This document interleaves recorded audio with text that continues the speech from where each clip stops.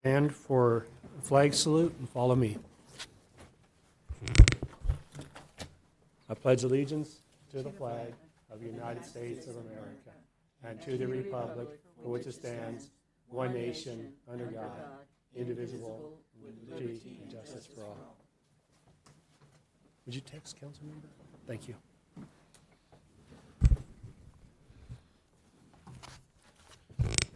City Clerk, roll call, please.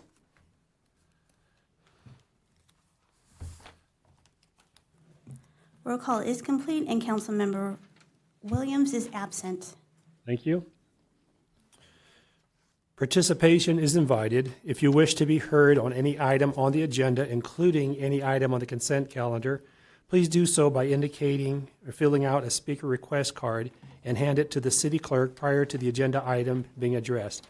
If special accommodations are required, a 48-hour notice must be given to the city clerk. Code of Ethics, as your elected governing board, we will remember the Code of Ethics that we voluntarily and unanimously approved. During this meeting, we will treat each other and the public with patience, civility, and courtesy. The decisions made tonight will be for the benefit of the Barstow community and not for personal gain. Public comment. For closed session, this is the time and place for the general public to address the governing board on matters on the closed session agenda and within the city's jurisdiction. Speakers are asked to limit their comments to 3 minutes or less. All requests to speak must be received prior to the agenda item being addressed. If special accommodations are required, a 48-hour notice must be given. We do have one comment. Mr. Mike Hernandez. Welcome, Mr. Hernandez. Thank you, sir. My only question is on the police chief status. You're advertising for a new police chief, so does that mean that you've made a decision about the last one? And if you are, when are you going to say what the status of it is? Thank you. Thank you, Mr. Hernandez. I'll ask legal counsel if he can answer that. We have no more comment. So the city is taking applications for the future police chief position. Mr. Espinoza remains on paid administrative leave, and our present acting police chief is Daniel Arthur. Thank you.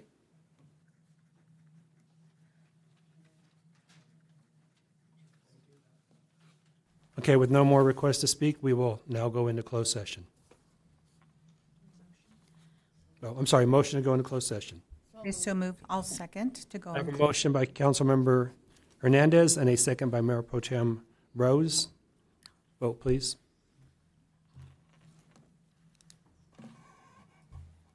I'm going to cancel this vote since Councilmember Williams is here. Just a moment.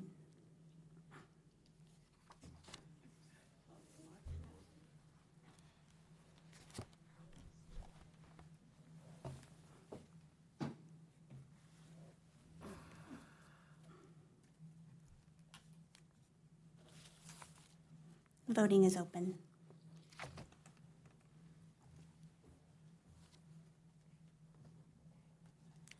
And the motion passes 5-0.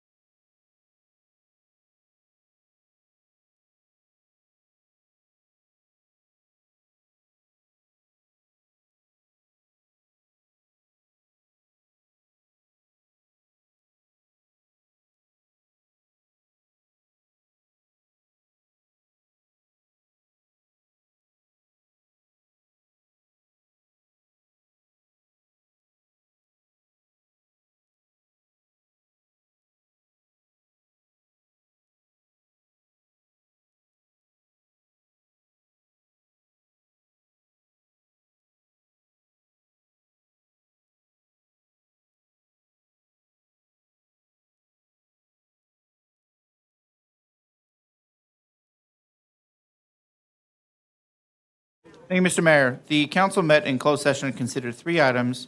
One regarding a conference of labor negotiators related to all units and all unrepresented employees.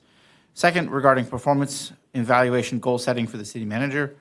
And third, regarding public employment for the present position of police chief. The council provided direction to staff and council on all items, but took no reportable actions. Thank you. Thank you, City Attorney. At this time, I call our meeting to order at 7 p.m. and ask that we all please rise for invocation. Invocation this evening is to be given by Pastor Willie Smith from the High Desert Community Outreach. Good evening. Let's bow our heads. Lord, we just want to thank you, Lord, just for this day. We pray for our city officials and the town of Barstow. We also pray for the blessing upon this meeting on tonight. We remind of a scripture that says Amos 3:3, can 2 walk together except they be agreed?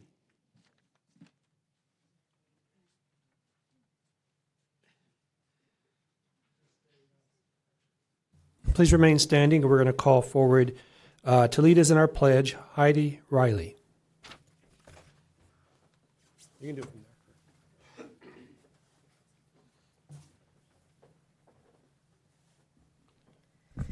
Ready, begin.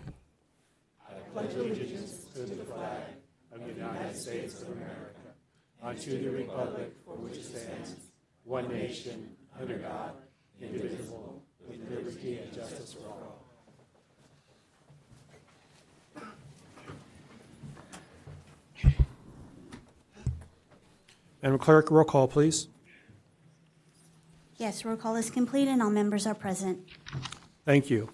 Participation is invited. If you wish to be heard on any item on the agenda, including any item on the consent calendar, please so indicate by filling out a speaker request card and hand it to the city clerk prior to the agenda item being addressed. If any special accommodations are required, a 48-hour notice must be given to the city clerk. Code of Ethics. As your elected governing board, we will remember the Code of Ethics that we have voluntarily and unanimously approved. During this meeting, we will treat each other and the public with patience, civility, and courtesy. The decisions made tonight will be for the benefit of the Barstow community and not for personal gain. Review and approval of the agenda. This is the time for members of the governing board to call for the rearranging the order of the agenda, adding items or removing items from the agenda, or removing items from the consent calendar for discussion and or separate action. Items may only be addressed to the agenda as allowed by state law, including Government Code Section 54954.2, Subdivision B, allowing emergency items to be added by majority vote and allowing items that arose to the city's attention after the agenda item posting deadline, but which require immediate action, to be added by a 2/3 vote of the council members present at the meeting, or if less than 2/3 of the council members are present, a unanimous vote of those members present.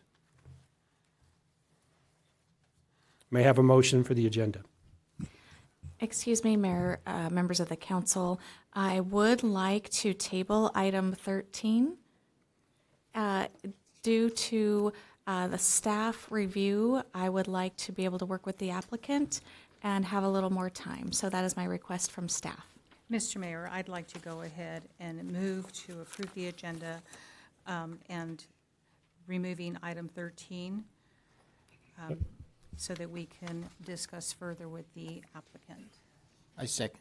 Okay, I've got a motion by Mayor Pro Tem Rose, a second by Council Member Noble to approve the agenda as amended, tabling item 13. And I'll call for the vote.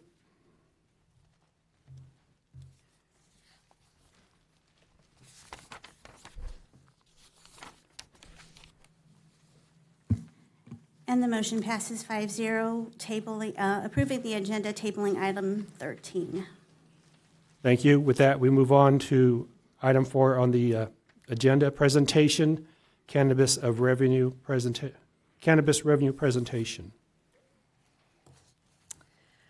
Good evening, Mayor, Mayor Pro Tem, City Council, and members of the public. On October 4th, 2021, the City Council adopted comprehensive regulations for commercial cannabis businesses. These regulations establish permitting and licensing requirements, define the types of commercial cannabis uses which would be permitted in the city, and establish operational standards and zoning criteria for both retail and non-retail commercial cannabis businesses.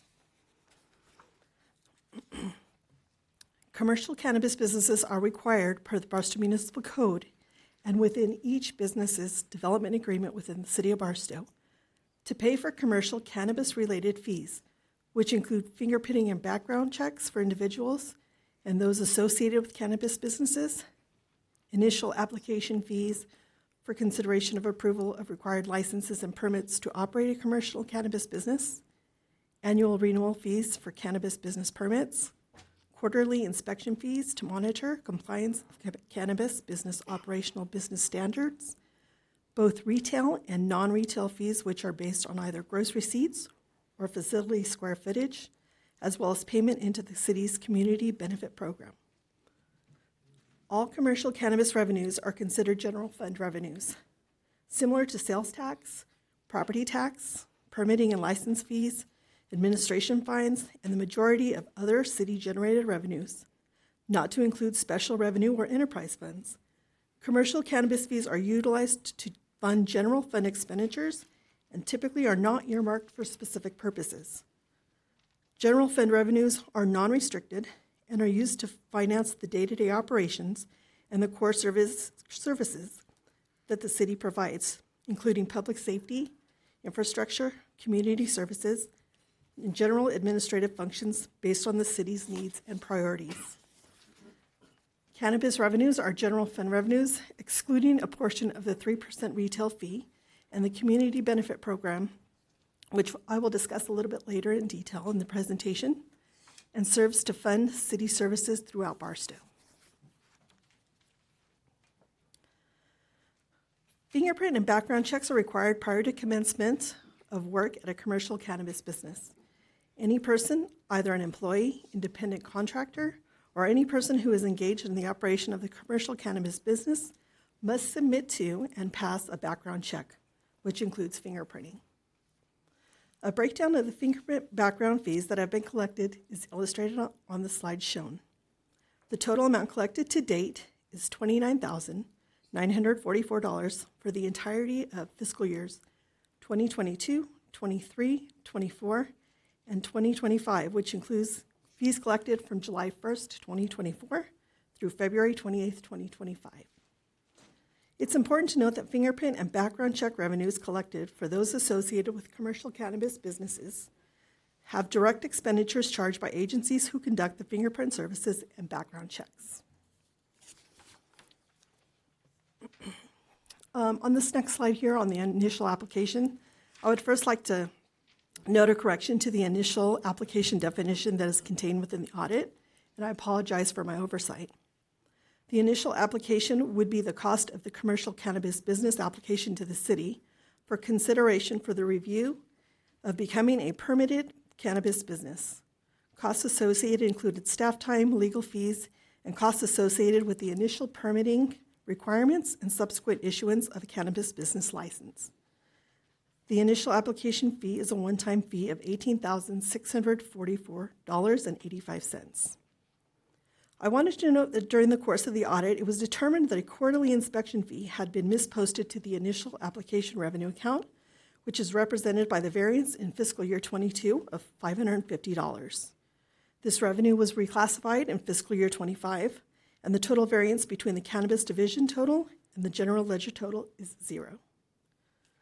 The total initial application fees collected for fiscal years 22, 23, 24, and fiscal year 25 through February 2025 is $596,635.20. Annual revenue fees are collected to cover the ongoing costs associated with administrative duties and supplies that are associated with the ongoing oversight of commercial cannabis businesses. These costs also offset costs including staff salaries who are responsible for monitoring the cannabis division, as well as internal and external support services to the city's commercial cannabis program.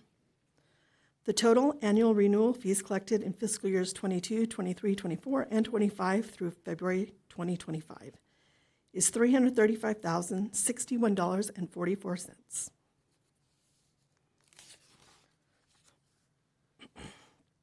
Commercial cannabis quarterly inspections are collected to cover the required inspections by the cannabis and building departments each calendar quarter.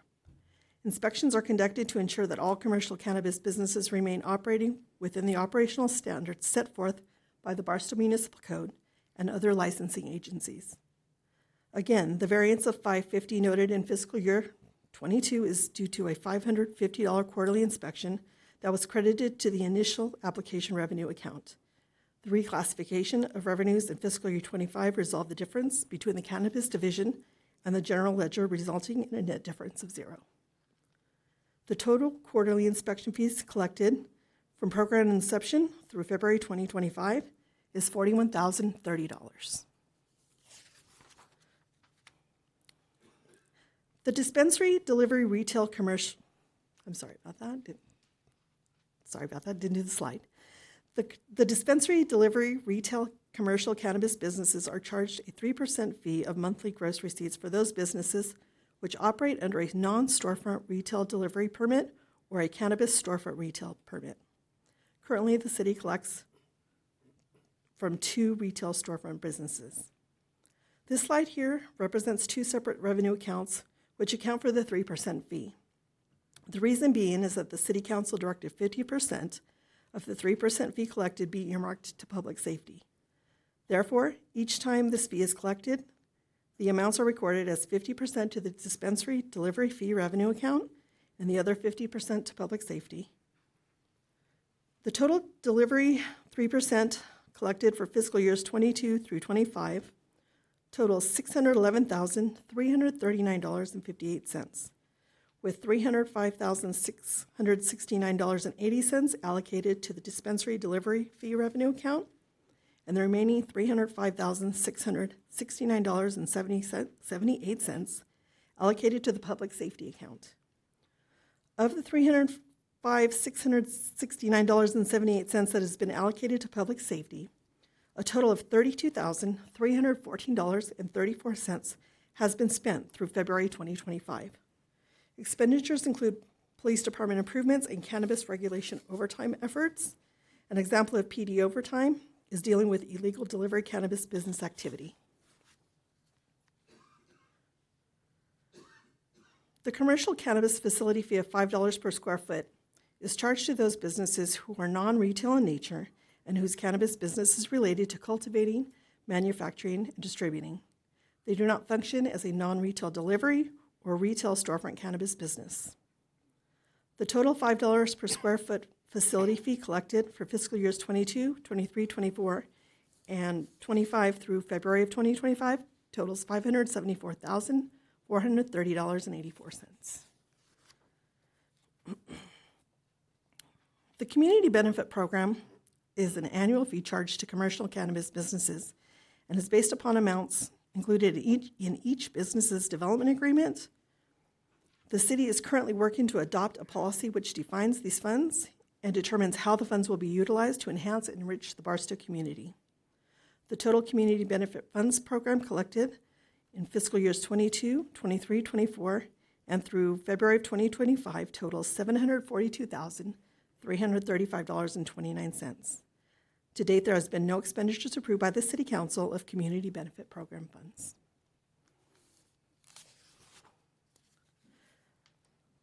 The total combined cannabis revenue collected in fiscal years 22, 23, 24, and through February 2025 totals $2,930,776.35 per the city's general ledger. All revenues were accounted for by the Cannabis Division, and a total variance of 1 cent was determined due to rounding. This concludes staff's presentation. I'd be happy to address any comments or questions the City Council may have. Yes, thank you, Ms. Riley. First, I have Councilmember Williams. And what we're going to do, just to direct council, this will be questions. I know this, I didn't mention this is a presentation only, but we will come back after public comment and allow discussion by council. But if you can keep it to questions of staff at this time, please.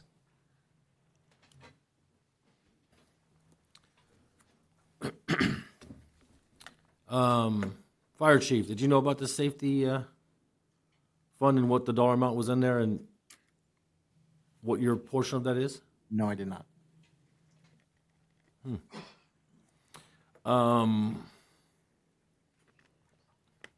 This will be a question for anybody, but why has these funds have sat for so long without being used?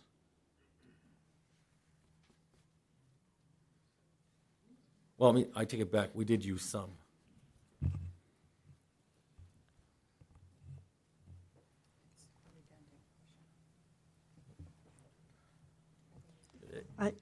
I think We- I we can could answer take- the question. Yeah. We could take some of these, yeah. Yes.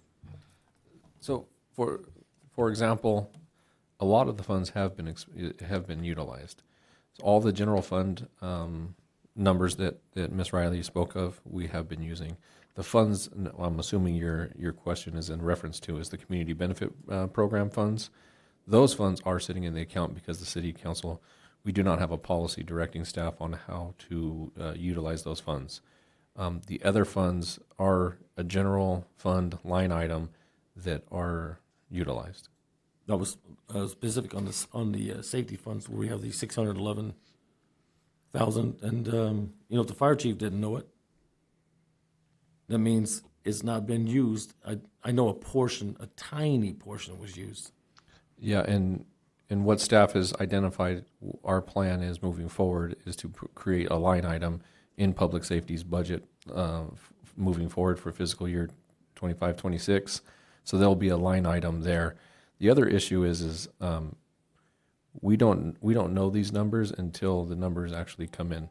So, and I know Cindy and the CM can explain a little bit more, but some of the issue with putting a number on the line item for 25-26 is that we're using the number, the actual number of collected from 24-25, because that's the 3% money that comes in. That's when it gets appropriated to that fund of getting utilized. Yes, there's 3 years of funds in there, but we will make that adjustment moving forward to put a line item in there and based off of the average of what it has come in from the previous years. Thank you, Councilmember Williams. Mayor Pro Tem Rose. Thank you.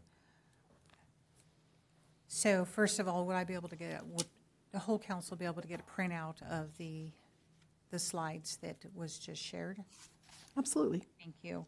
I prefer them to be in front of us as we're going through it, to take the notes on those slides. So in future, can we get those ahead of time? Absolutely. Thank you. So my question is, with the 3% for public safety,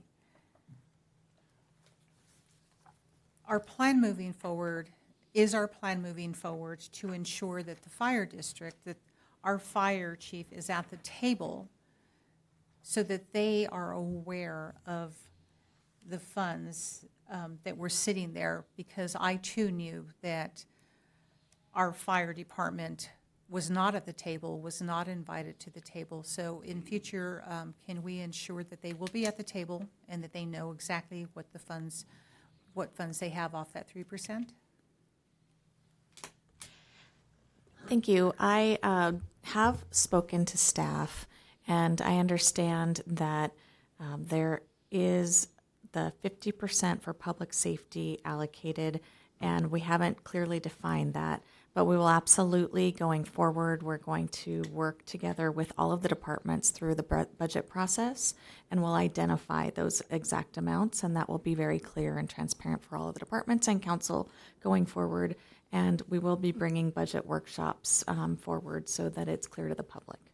Thank you. So you kind of answered my question, but I'm going to follow up with what you had just said, because we do need to find the parameters of the 3%. We absolutely have to define it.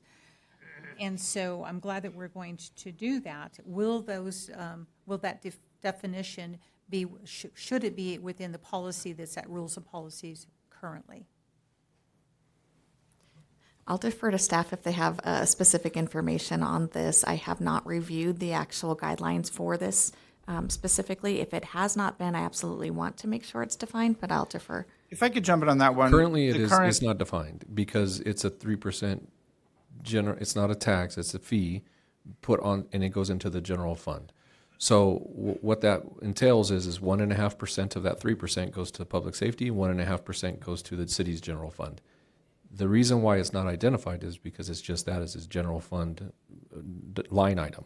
Now, public safety can go into detail on exactly how they plan on spending it. Another thing to mention, the reason why, and I can't speak for council, the previous council, on how they determined what they did, but for example, the police department has to go out and do the inspections with the cannabis division every single quarter on every single business. The police department has to go enforce all the regulations on illegal operations that are getting done out there. And so, you know, and I can say it, but the police department has a large role in this cannabis, and that's why they were getting the 1.5%, even though they didn't spend it. The fire department defers all inspection, the program, everything goes to the community development department. So if we're just aligning or giving out general fund dollars, then I understand what you mean by half of it goes to the police department, half of it goes to the fire department. But if you're trying to say there's a policy on how we spend it because there's an enforcement aspect, then that's why the police department's getting the 1.5%. So I guess, And if I could jump in with one more point. please. The present policy that Rules and Policy Committee is in the process of working through, which will come to the full council for adoption, of course, is just a policy for how the community promotional fund component is to be allocated by the council to community promotional elements. That policy is presently drafted, does not govern the general fund fee for the 3% fee, of which 1.5% goes to public safety and the other 1.5% to general city services. The council could absolutely put those two together, but at present, the policy under review by Rules and Policy has been a focus on the community promotional fund, benefits fund rather, and not on this larger budget question. And that could be put into the budget process. And is, of course, each year's budget, the council can choose allocate as done before or adjust. So, Mr. Summers, so it is possible to create an additional policy on these, on defining what the 3% should be spent on. Is that correct? Yeah, the council could set a budget policy for how that 3% should be allocated. And the reason I ask is because if it's my understanding, the Barstow Police Department made upgrades to their offices. I believe that's the Off this case. money. Uh, And so that's what I'm trying to get away with, is that the 3% should be defined correct, so that they have to go out, they have to do, illegal cannabis activity, but to refurnish their offices, that's what we want to get away from. We don't want to have that happen again, in my opinion. So if we created a policy that defined that, then we could move forward to say, you have this money, but the money is intended for the illegal cannabis activity or whatever, something that's directly related, the training, correct? The training The of. council can set the policy for how the money is spent, because it's always council's budget in the end. Prior councils didn't narrow it. Future council, this council, and future councils could narrow it. It's absolutely a budget policy choice. And I hope that we consider it because to not find that somebody else has redone their office. My next question would be on the 3%. So we talked about spending of the money, and we talked about the police department, the money's been spent on the illegal cannabis activity and overtime. Do we have documentation and data to show how much overtime and the activity of illegal cannabis?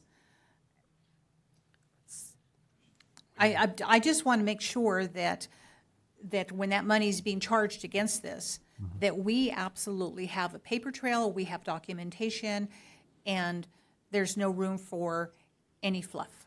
Yeah, I don't want to speak for the chief, but I believe they have a code or a drop down specifically for if he's going to put a task force together or he puts together I don't want to speak, I don't know the police terminology, but if he puts anything together that is related to the cannabis and we have it tracked, then they did a drop down in their time card and specifically put down that they went out there and enforced on some type of cannabis operation. Does the police department run 24/7? So why would there be overtime? Yeah. Well, it'll be used for, with specific officers. Well, that's really- It's specific officers who are assigned to the detail, and if it happens to fall, when the detail is created, as far as the times, the schedule, if it happens to fall on an officer's off day, that would be considered overtime. How many officers do we have working on that detail? Approximately 5, 4, less than 10, less than 5? We don't have to. It was between 2 and 4 that we would have them go out and work as teams to enforce the illegal activity. So in order to eliminate some of the overtime, could we consider staggering their shifts? I mean, you don't have to answer that. It's just a question that, it's an observation. Thank you. Those are all my questions for right now. Thank you. Thank you, Mayor Pro Tem Rose. I have next Councilmember Hernandez. Thank you. I think the question I have is that income fluctuates. So in regards to budgeting, I think we do need to have a workshop because you can do a projection, but there's no guarantee, I believe, as to how much actual income we will receive. Is that correct? Yes, that is correct. Thank you. I don't want this assumption of we have this amount and whatever. To that point, there will be workshops, budget workshops coming up. But going forward, what our goal is to report back to council on a quarterly basis what the budget to actuals are. So the actual performance based on the budgeted amount. So that way you have some indication throughout the year as to where we're at with the budgeted revenues.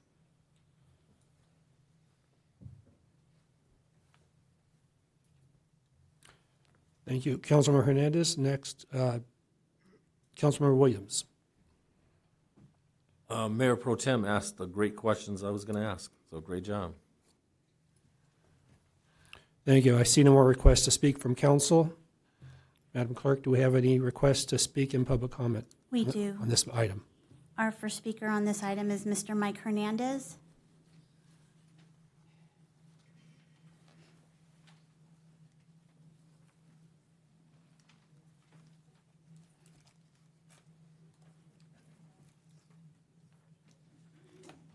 Welcome, Mr. Hernandez. Thank you, sir. First thing I'd like to ask is, what are you doing about the odor out there? It's been going on for 2 years. Every time I turn around, nothing's being done about it. It seems like nothing's being done. Supposedly these guys put in new machinery, and the machinery broke down after they had it for 18 months, and then they called it back out for another 6 months. I don't understand why the public has to be penalized because the council decided to legalize cannabis, that we have to live with the odor. It's not fair to the average consumer or to the taxpayer in this community. But there is one thing I'd like to thank you, Tex, for having the audit done, because I think that's very vital that it was done. Some interesting things came out about it, about the $611,000 for the fire district and the police department. And then the city, I never knew the city got half of it. And you just stick it in the general fund and do whatever you want with it. I didn't know that's the way you count for it. As far as I can see, if the PD goes out there in a quarterly fashion, they should be paid separate for that, because that's part of the requirements that's given to the cannabis growers, that it's going to have a quarterly inspection. So that shouldn't have anything to do with the $300,000 that they have. That should be an extra. And the fire department, they have a lot of things they can spend their money on, but I don't know why they haven't spent it. Maybe not knowing about it was the primary problem when they set this thing up. But you also, now you want to set a criteria that this $305,000 that's going to be split evenly, which is $150,000 to each one, you want to tell them how they're going to spend it. If you're giving it to them for them, shouldn't they figure out how they need to spend it? Or is it just one-sided? You give it to them, but you tell them how they spend it. You have to have something that deals with the people that are actually doing the work. What do they need? I know they want everything, but what do they need? And if you're going to figure it out, it would be nice to be equitable for everybody. And you should have more accountability about the money that's being given to the city. What does the city do with that money? You put it in general fund, and is it used for something relating to the cannabis? Or is it just used for general fund outlay? I just seen that when I looked at the budget for that thing, there's a lot of expenditures, and I'd like to know more detail. But thank you. Thank you, Mr. Hernandez. Our next speaker is Mr. E.T. Snell on item 4.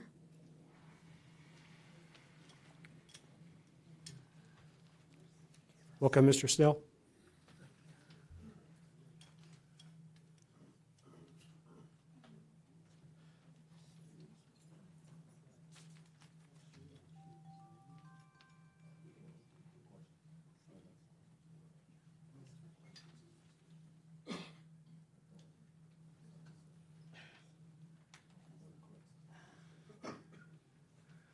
Thank you, council members. E.T. Snell, www.etsnell.com. I want to welcome our new city manager. Tex, I would have brought you a rose too, but you're sitting next to one, so that's kind of.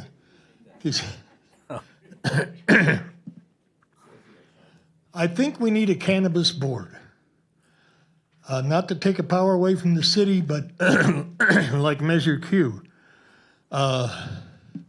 The police department, kind of going back and forth. I think it needs to be some rules, strict rules of how they can spend that money. And I don't know why a lot of that money isn't going to nonprofit.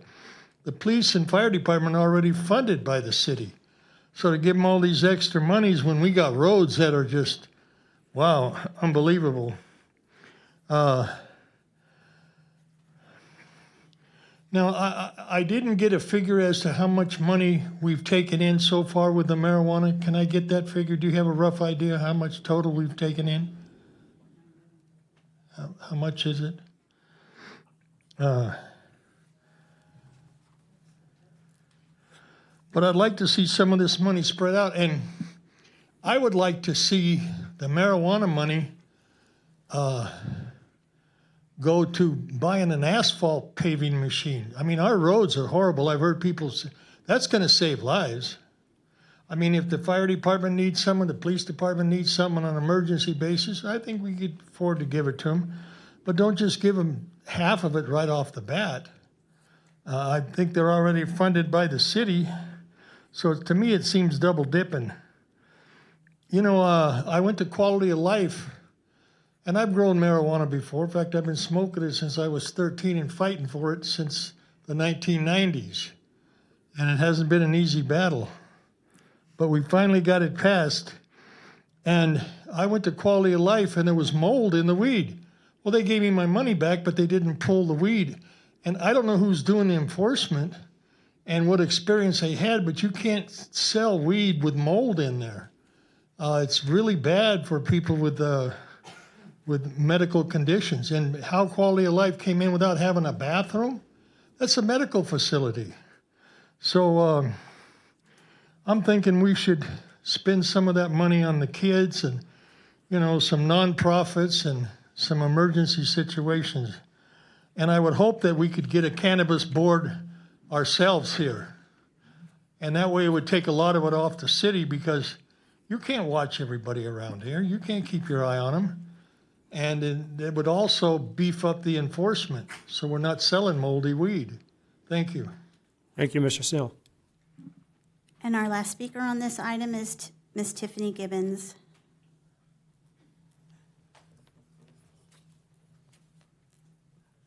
Welcome, Mrs. Gibbons. The dispensaries and the cannabis do get an inspection every 3 months, and it's $550. That pays for Amy Sanchez, the cannabis coordinator, as well as the officer, as well as sometimes they have Mario come out from inspection. That is done every 3 months, and the inspections take about 10 minutes. So there is funding in that.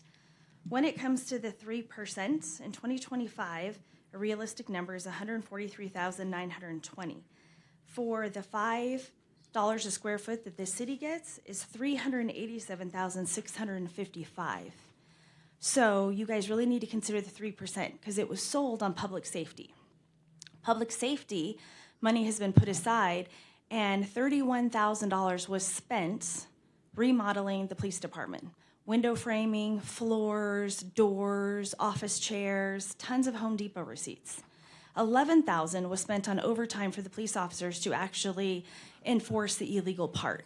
Somebody do the math on that and tell me how much we're actually putting into this community to make sure the illegals are held more accountable than, as you see on your presentation, $2.9 million for the 11 people that are left. Another concern I have with your budget is nowhere in your line item do you have penalties or fees. You've included those in your licensing, but your penalties and fees come out to over $74,000. If any of the dispensaries are late on their 3% fee, by one day, it's a 25% fee. It is a penalty if they don't pay their license by 25% as well. When I went through and I looked at it, you're $74,186.15 on penalties and fees, and you include that in your licensing, and that is not accurate. It should be a separate line item, because if you are trying to figure out what your expenses need to be or what your revenue is coming in, that should be a separate line item. And that $74,000 should be accounted for as well. Define public safety. I think everybody needs to reconsider that, because how it's sold to us, public safety was supposed to go back into National Night Out and back into the youth and educating them. It was never supposed to be to remodel the city of Barstow. It was supposed to be go back into this public so the public had the education, and the public safety portion seems to be very missing in this community. You guys see, you asked a lot of this cannabis community, and we stepped up. Personally, for me, I have done everything you have asked. I have never been late. I am always on time. I am communicating with the public. I do the liaison portion. I did my portion. I hope that you guys really take the time to do your part with the 3%. Why is the city getting $71,000 and the police department and the fire department have to separate that when they're getting $387 out of the $5 a square foot? Why aren't the police getting 50% and fire? Because that's how it was sold. And in my DDA, it's... Thank you, Mrs. Gibbons. We have no more comment on item 4. Okay, I'll bring this back to council. I have Councilmember Williams. You can discuss or ask questions if you come up with new questions. First of all, I want to correct Mr. Hernandez. That was a joint effort for that audit out of Rules and Policy. That created the audit. Mayor Pro Tem beat me to asking for the audit, but we were both 100% involved with that audit and all of the discussions was going on. So I just wanted to make sure that was clear. I'm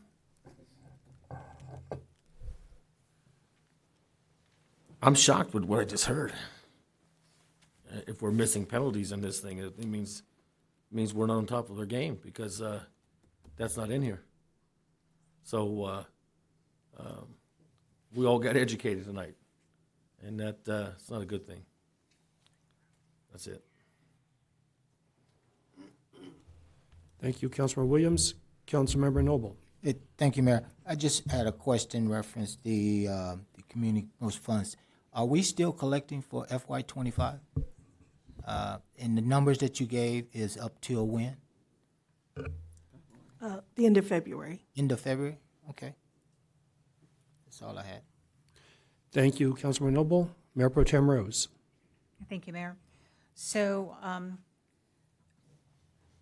so the Rules and Policy has been busy, and all through last year, we have been asking and trying to address the benefits funds, the $742,335.29 total funds that we need to spend, that we should be spending in our community. And we had some hurdles.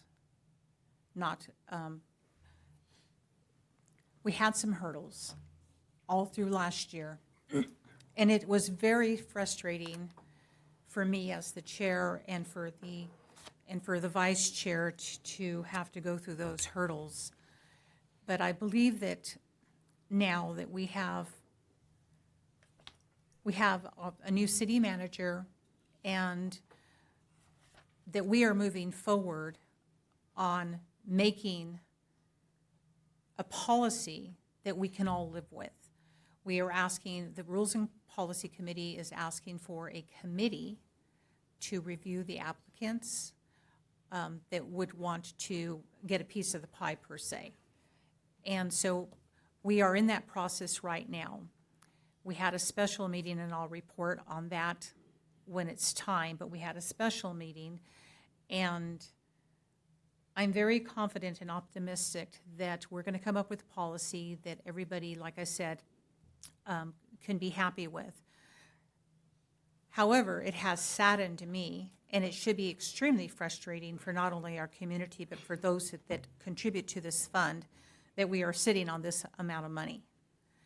And I can assure you that, you know, there's been some ideas, but it's going to be a decision by the whole council on how we want this money spent, taking into consideration what the committee, what the extra committee would like to see. But it is our hope so far as rules and policy, that we would do 4 annual events. And one thing that we can touch, whatever that may look like. But I'm excited that we're moving forward, that the hurdles are behind us, and that we're moving forward with the policy to spend that money. I would like to ask this council to consider and give directive that we do separate the line item for the late fees. As we heard, it's up to $74,000. Late fees of 25%, they have to pay, and if they don't pay their licensing on time, or they don't pay it at all, I wasn't sure, but it's one or the other. So we should separate that, but I can't give the directive alone. I'll give you a second. If I could jump in on that very briefly, of course, because this is agendized just as a presentation, no direction can be made right now. But I understand that the numbers that staff has provided already included the penalties as part of the overall licensure line item. I'm confident staff can produce a revised audit that breaks out licensure fees, default licensure fees, late penalties, and the other penalties and fines. And I'll also note the city's enforcement of those fines and penalties is late payment fines when somebody's late, and if they don't pay after appropriate notices and due process, that's the other item tonight, revocation of the permit, which is, of course, the later in the agenda. But that's the enforcement mechanism that's there. Thank you. And just to clarify, or to add on to Mr. Summers' comment, it is 100% tracked. That's how you came up, that's how Ms. Givens came up with the $76,000, is because it's tracked in that account. It's not a separate account, but it is tracked that every single late payment and fee is actually identified, and it's in the account. It just doesn't have a separate account, but the late fees and stuff are identified. That's how the number came up with, but it is tracked inside that account. Would it hurt to have a separate line item? No, it wouldn't hurt. It would help. Yeah, but I just want to point out as an example, on page 28 of the audit, if you looked at that, that would be the annual renewal fees. If you looked at fiscal year 25, you're going to see about midway down, you'll see, for example, Nebrina Barstow, and then it says Nebrina Barstow penalty. So it is broken down in the audit, but it is sitting in one account. But it wouldn't hurt if we could move the penalties to a different account. Thank you. And going back to defining what public safety is, I think I already said that in my questioning, but I really do believe that we need to look at a separate policy to define what public safety is, and it more so not how you can spend it, how you can't spend it. What are the things that you cannot spend it on? I think that would be more clear, that you can't buy alcohol, you can't go buy furniture for your office. Those are the things that maybe this policy should be in defining what you cannot buy, what's prohibited. So I know that, you know, at what point in time, Mr. Matthews, or Mr. Summers, can we ask for a second to send this to Rules and Policy to define public safety? Yeah, so the council now would be fine to ask for a second, because all we can do in presentation is provide future agenda items. So yeah, a second could take it to have Rules and Policy assess a cannabis budget policy. Second. Thank you, Councilman Williams. So we have a second. And I would like to see if we can get this Rules and Policy, if not this next meeting, but the following meeting, for it to show up on the agenda. Would that be okay with your second, Councilman Williams? Yes, ma'am. Thank you, because I know that we're going to be busy with the policy that we're working on right now on how we're defining how this money is, the policy in general. The promotional fund, yeah. Correct. And one last thing. I'm really happy to see that, you know, that there was a hiccup within a cannabis store and that they made it right. I want to see the good in that, that I mean, if I go to an establishment and I buy this green jacket and it's torn, I'm going to take it back. And it's how they react to customer service is what I look at. And so I'm glad to hear that our retailer out there looks like their customer service was outstanding. They made it right. And that's what we want to see. That's what we want to see from all of our establishments, including us. When we're wrong, we say, I'm sorry, we're wrong, and we move forward. That customer service is key all across the board. So I'm glad to hear that something was made right, because things happen. And I do know that, one last question, that we are doing our audits. We are going to these facilities to spot check all of these things, correct? Yes, ma'am. Okay. I think that's all I have for right now. Thank you. Thank you, Mayor Pro Tem Rose. Councilmember Hernandez. Thank you. The question I have, they've been out of compliance. Do we charge when we go out there to re-inspect when we have a complaint? Yes, we do. And the other question I have, in regards to the products that are sold at the dispensary, we do not inspect the products. Who is in charge of inspecting the actual product? The State Department of Cannabis Control regulates the product testing and quality and compliance with state product standards. Okay. So then someone has an issue, that's who they need to report it to. Correct. The state regulates each of the cannabis licensees, and so if there's any quality problem, they should definitely report that to the state. Right, because it's not necessarily the retailer. Sometimes you get what you get, and they're not the party that are at fault. So, but I think I needed to clarify that as to how the process is run. Thank you. Thank you, Councilmember Hernandez. Next, Councilmember Williams. You know, I failed to say that transparency is alive. I know everybody hates that word, but give us some credit, the staff, and I appreciate it. I mean, the public has been asking lots of questions for a long time, and you know, I think we got the street presentation, we've gotten Measure Q, now the cannabis audit. I mean, Mike, you've been asking a lot of questions for a long time, and I'm hoping that you are a little satisfied out there with our transparency back to the public. We're missing some things, but at least we're getting it out there to the public, and that's what we promised, that's what we're doing. Thank you, Councilmember Williams. Seeing no more requests to speak, we'll move on to our consent calendar. Consent calendar public comments. This is the time and the place for the general public to address the governing board on all matters on the consent calendar. Speakers are asked to limit their comments on all consent items to 3 minutes or less. All requests to speak must be received prior to the agenda item being addressed. If special accommodations are required, a 48-hour notice must be given to the city clerk. Madam Clerk, do we have any requests in public comments to speak? We have no comment on our consent item, and with that, I will go ahead and read our consent calendar. Thank you. Item 5 is the minutes for the regular meeting held January 21st, 2025 at 5 p.m. The recommended action is to approve minutes as presented.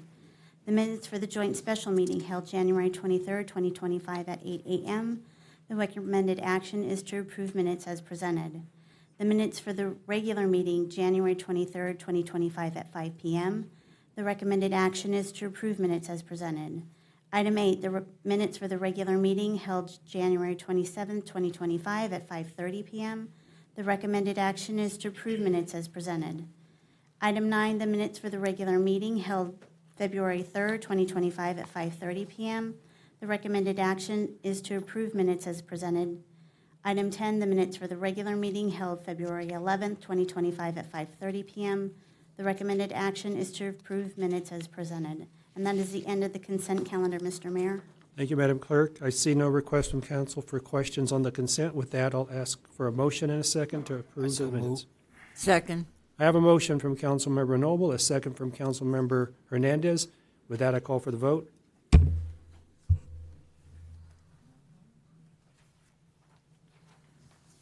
And the motion carries 5-0.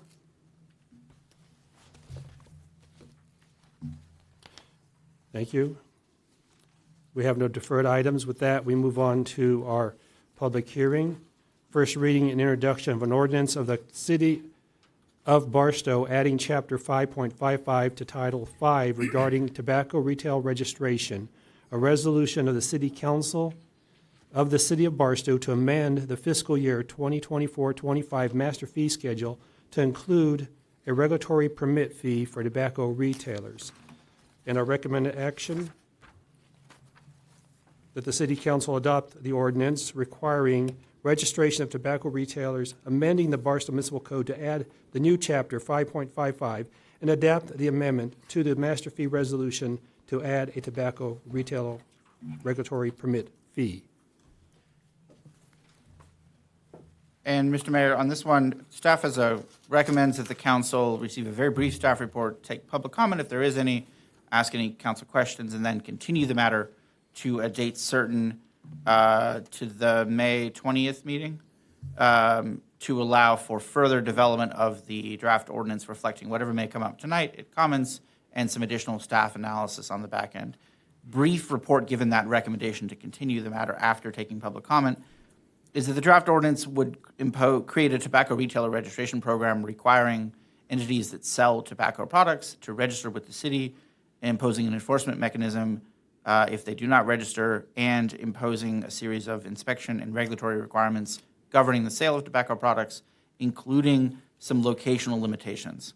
And that's the piece that needs some further evaluation. I would note the present draft provides that any entity presently selling tobacco that does not comply with the new location requirements would need only to register within 6 months. And if they register, then they can stay where they are located, regardless of whether that location does or does not comply with the location requirements. However, significant concerns have been raised that the present draft is overbroad in that it doesn't draw distinctions between entities that sell tobacco as a minor part of their larger product line, for example, a grocery store or some gas stations, versus smoke shops that all they sell is tobacco and tobacco products, and drawing distinctions between those two types of businesses, which have different impacts and different concerns for the city. So that kind of revision is what staff would like additional time to put together. But we still recommend taking public comment and then continuing to May 20th. Thank you. Thank you. So by direction of legal counsel, I am going to take questions only by council. After that, I will open public comment, take the public comment, and then ask for motion to continue. I have Mayor Pro Tem Rose. Thank you, Mayor. So, Mr. Summers, I do have a question, and I appreciate that we're going to do a little presentation, ask for public comment. But my question to you is, when would it be appropriate, and is it appropriate, knowing that this there's some work to be done on this actual ordinance, that it be taken back to rules and policy? We would look for direction from council on that. It's gone through rules of policy a couple of times, of course. It may be the case where we need direction from the full council, but staff would have no objection to returning back to rules and policy. We would defer to the council on that. So my question to staff, would it be okay to send it back to rules and policy? Is that the preferable avenue? I think that is appropriate to send it back to rules and policy, and before we bring it back to the full council. So yes, staff is in agreement with that. Wonderful. Recommendation. So would it be appropriate to ask, when can I ask for that second to send it back? It would be a second, and then that would end to be direction for the full council. So revise the motion to continue rather to, well, I guess May 20th, there's time to go to rules and policy between now and then. So revise the motion to return to rules and policy, and then come back to May 20th. So I think that would cover it, is direct staff to bring it back to rules and policy meeting between now and May 20th, and then return on May 20th. Right, because I would prefer to continue this, send it back to rules and policy, so that when we bring it back to the full council, that we cover all of our bases on this ordinance, and that is actually updated and ready to go. Would we have to push it beyond Request to May speak. 20th? Request to speak. But wait till she's finished. Anything else, Mayor Pro Tem? No, but I'm just saying, I would like to ask for a second to do exactly what I just. Not at this time. We'll That's what continue. I'm asking, is when would that be appropriate, After the Mr. public- Summers? Oh, after the public comment, then council give that direction. Thank you so much. Thank you, Mayor. Thank you. Yeah. Thank you, Mayor Pro Tem Rose. Councilmember Noble. No, I'll defer. I want to hear what public comments first. Okay, see no more requests for questions from the council. At this time, I open the public hearing at 7:57 PM.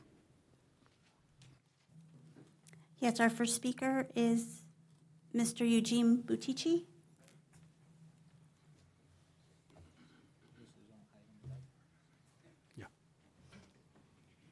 Welcome, Mr. Butici. Thank you very much, Council. My name is Eugene Butici. I'm here representing the Barstow Chamber of Commerce this evening.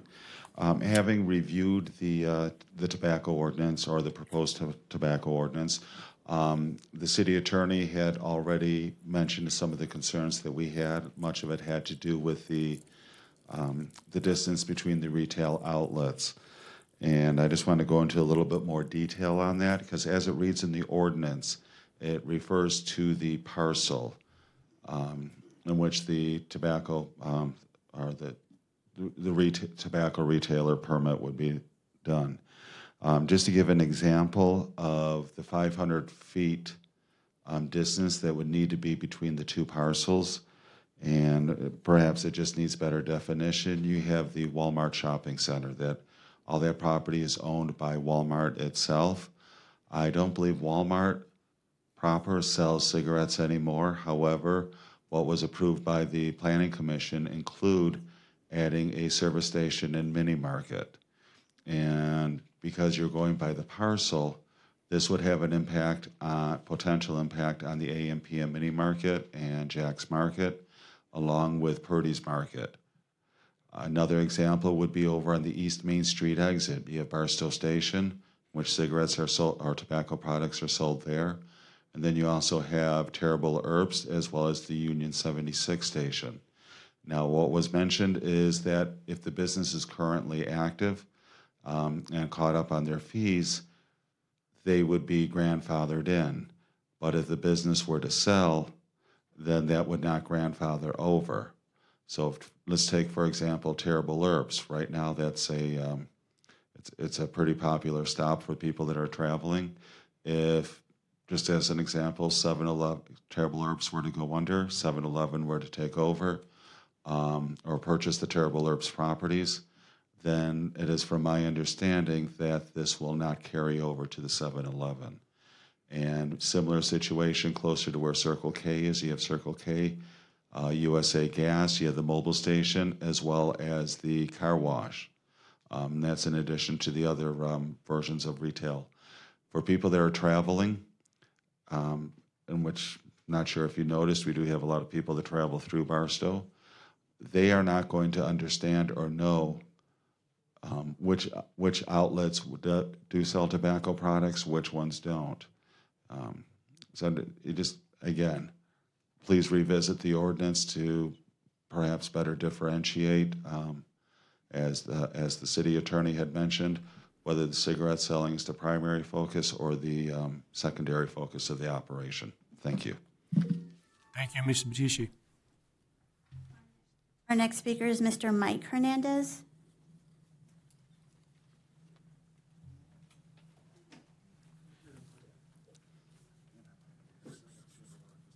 Welcome, Mr. Hernandez. Thank you, sir. Primarily, Gene's asked a lot of questions that I wanted to ask, but I do consider the Grandfather Act. Any business that was prior to you changing the zone has a right to stay where they're at. More than that is what happens when you buy the property. You open a business, you go through the procedures that the city requires. Now you change the rules, and the man has to move. He has not only a loss of business, he has a loss of investment because he purchased the property. How do you satisfy that need? To me, the only thing the city is doing is opening itself up to another lawsuit eventually, which is something we don't need. I think you need to really think this over, because it's not right to penalize a pre-existing business because you decided now to change the rules. And that's what you're doing, basically, is changing the rules.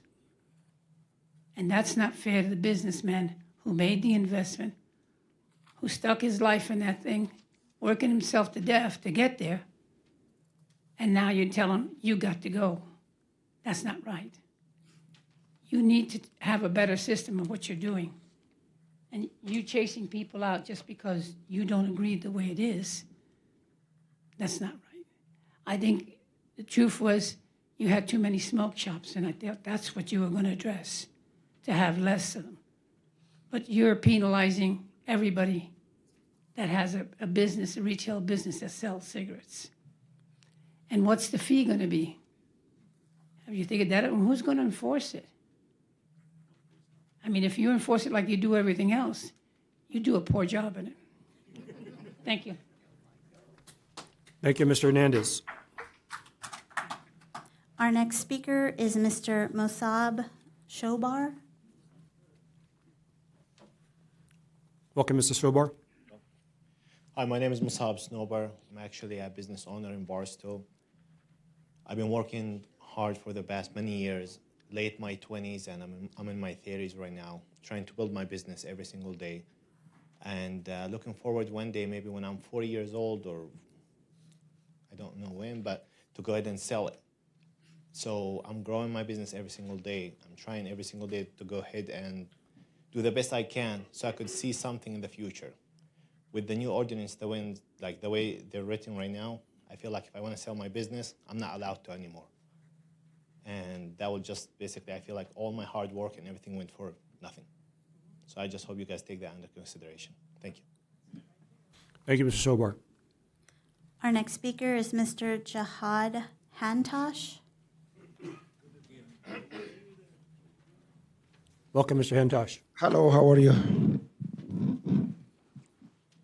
This is the second time we've been in Barstow council meeting to fight for our existence in Barstow City. I've been in business here in Barstow City for the past, nobody will believe it, 32 years. And now I'm standing here just fighting for rules and ordinance you guys or the council trying to impose on us for not to sell our businesses or to transfer the tobacco license. If I cannot transfer the tobacco license through my business to somebody else, then I lost my business completely and I lost my investment. I lost all my hard work for 32 years in Barstow. I've been here since 1993, and I owned the first business in 1997. Most of you, maybe you know me, and I know most of you too, but here, Mr. Hernandez, Eugene, and Mr. Snober, they did mention exactly what I'm here for. If I know that, maybe I would not speak because I would get upset to stand in here to try to protect my investment. I'm 60, he's 30. I am in the verge of retirement. I cannot stand in here and tell you and beg you for making my retirement not to go through. What I'm saying is you have to consider every aspect of the rules you're trying to impose, which from the beginning, it's been the mistake of the city to allow 50,000 smoke shops in the town, 50,000 smoke liquor stores in town, and my store, which is Daily Stop, everybody knows about it, it's within 2 blocks, there is 10 stores around me, 10 liquor and gas station and tobacco license. Then where I'm gonna go? Now I am in the verge of selling my store. I'm not trying to get out of the city, be honest with you, but this is the time for me to move on. I am 60 years old, and it's enough for me to hear all this and try to come in here, protect myself, and most of these people, the one they own the stores in town, we love the town as much you do, guys. If there is any, and I said that before, if there is any mistakes made by any of us as business owners in this town, please come to one of us. Come to me. I know who to talk to and correct the situation or the mistake. None of you came to one of our businesses to ask one question. Thank you, Mr. Huntosh. Yes, sir. Our last speaker is Mr. Ted Wiesma. Welcome, Mr. Wiesma. Thank you. Bottom line, shit can this stupid idea. You already have all these businesses that sell tobacco under permits. To get a separate permit just because they're selling tobacco, it's just an opportunity for you to get another permit and get more money coming into the city to pay for that permit and have the inspections for that permit. They're already permitted. So you don't need a whole new ordinance and permit system just because they sell cigarettes. Now, I'm not a proponent for cigarette smoking. I quit in 1965, probably a lot longer than some of you were ever born. But the point is, you don't need a new ordinance. You have not presented up here any reason that you have to have a new ordinance for places that sell cigarettes. So just plain, don't make a stupid mistake. Just don't do it. Thank you, Mr. Wiesma. We have no more comment. Okay, with that, I'll close a public hearing. I'm sorry, I am not going to close a public hearing. I'll ask for a motion to continue and take back to rules and policy. Someone. And I will second that we continue this, take it back to rules and policy. And it will be, I just want to make sure that it's going back to the next meeting. I'm going to ask for a date from staff that we'll put this back on the agenda. May 20th, I think, would be fine. Okay. So with that, I have a motion from Council Member Hernandez, a second from Mayor Pro Tem Rose that we will continue this. It will go to rules and policy, be put back on the agenda on May 20th. Staff's giving us the time. I think that'll be enough time, although I'll look to Ms. Clayton to confirm. More? May 20th. Yeah, Yes. May 20th, We yeah. believe that that will be enough time to go back to rules and policy and be able to bring it back. Okay, call for the vote? Mr. Mayor, may I ask a question before the vote? Yes. Or not a question. Can you please, May 20th, rules and policy meeting, it's at 5 p.m. Wait, clarification. May 20th is a city council meeting. It'll come back to. The rules and policy meeting would be either, Oh, I didn't look at my calendar. yeah, it would either be March 25th, which is admittedly next week. So perhaps we're looking more at the one after that, which would be April 29th, if I have my calendar right. So April 29th, 5 p.m. Tuesday here is the rules and policy meeting on the topic. if this motion passes. And then May 20th, here, 5 p.m., Tuesday, May 20th, would be the city council meeting on this subject. Thank you, and it won't be ready for our next meeting, which is next week. We can have a special meeting. We can bring it back and take direction at that time to make edits. So we can bring it back the next Rules and Policy meeting, the way it's currently written, and then we can take direction from Rules and Policy to make edits, and we'll bring the cleaner version back on April 29th. Yeah, Yep. that would work. Okay, so with that motion, I know we have a motion on the table, I just want to be clear. So we're going to bring it back to the Rules and Policy on May 25th. It's 5 p.m. here in the council chambers. March 25th. I keep saying May, March 25th. But I am going to probably at that meeting, going to ask for a special meeting so our business owners don't have to wait until April 29th. Okay, thank you. With that, I call for the vote.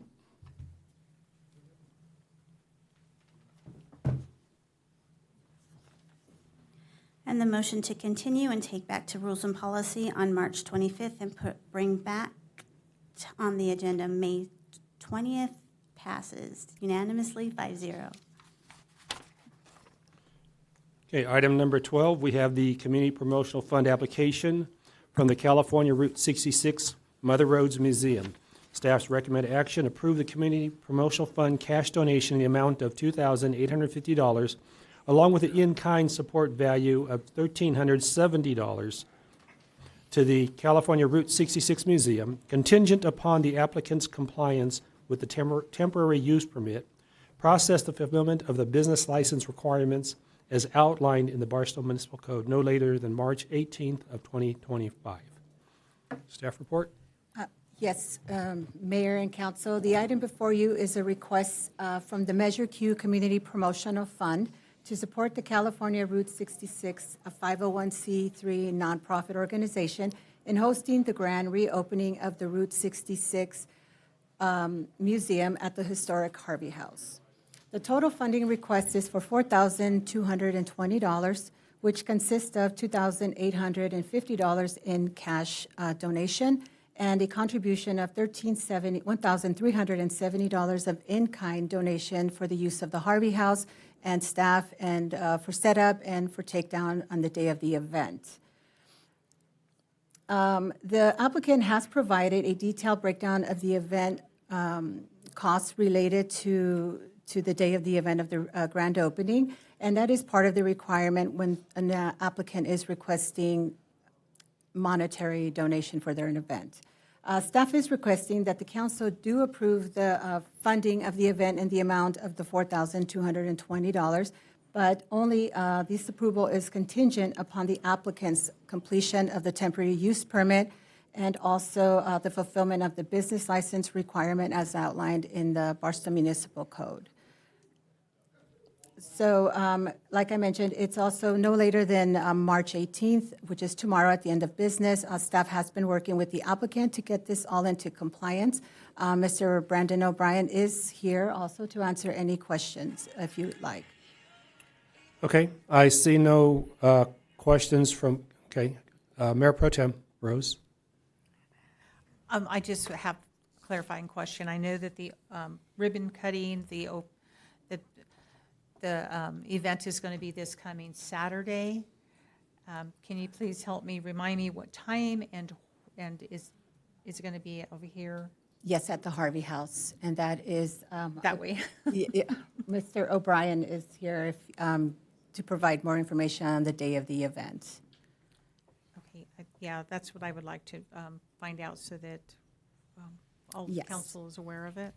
Yes. Oh, Anything else? That would be all. Thank you. Mayor. Councilmember Williams? Am I understanding this right, that we're going to give $2,850 of money away? that is correct. Can I ask what is going to be done with $2,850?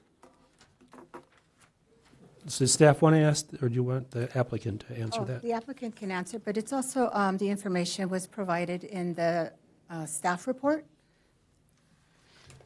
Good evening, city council members, mayor, and City Manager. Welcome. Again, my name is Brendan O'Brien, and I'm representing the California Route 66 Museum. And sitting through these meetings, city council meetings, that's a great question, especially when you have other people coming up and asking for helmets for kids, and I understand how tight budgets are. We're a nonprofit. We're actually spending at least $15,000 on this of our own funds. A lot of it's coming out of my own pocket, and other people who are on the board. We've itemized the different costs. The in-kind is for the use of the Harvey House and the facility itself. The other portion is there's itemized cost for a plaque that's going to be in honor of Robert Peterson, who happens to be a proud son of Barstow. For any of those who are not familiar with Robert Peterson, he graduated Barstow High School and started Hot Rod Magazine and a couple others that were eventually purchased by Hearst Magazine. And he coincidentally passed 20 years ago, almost on the day of the event, as well as being born in 1926, which is coincidentally the same time frame for the centennial.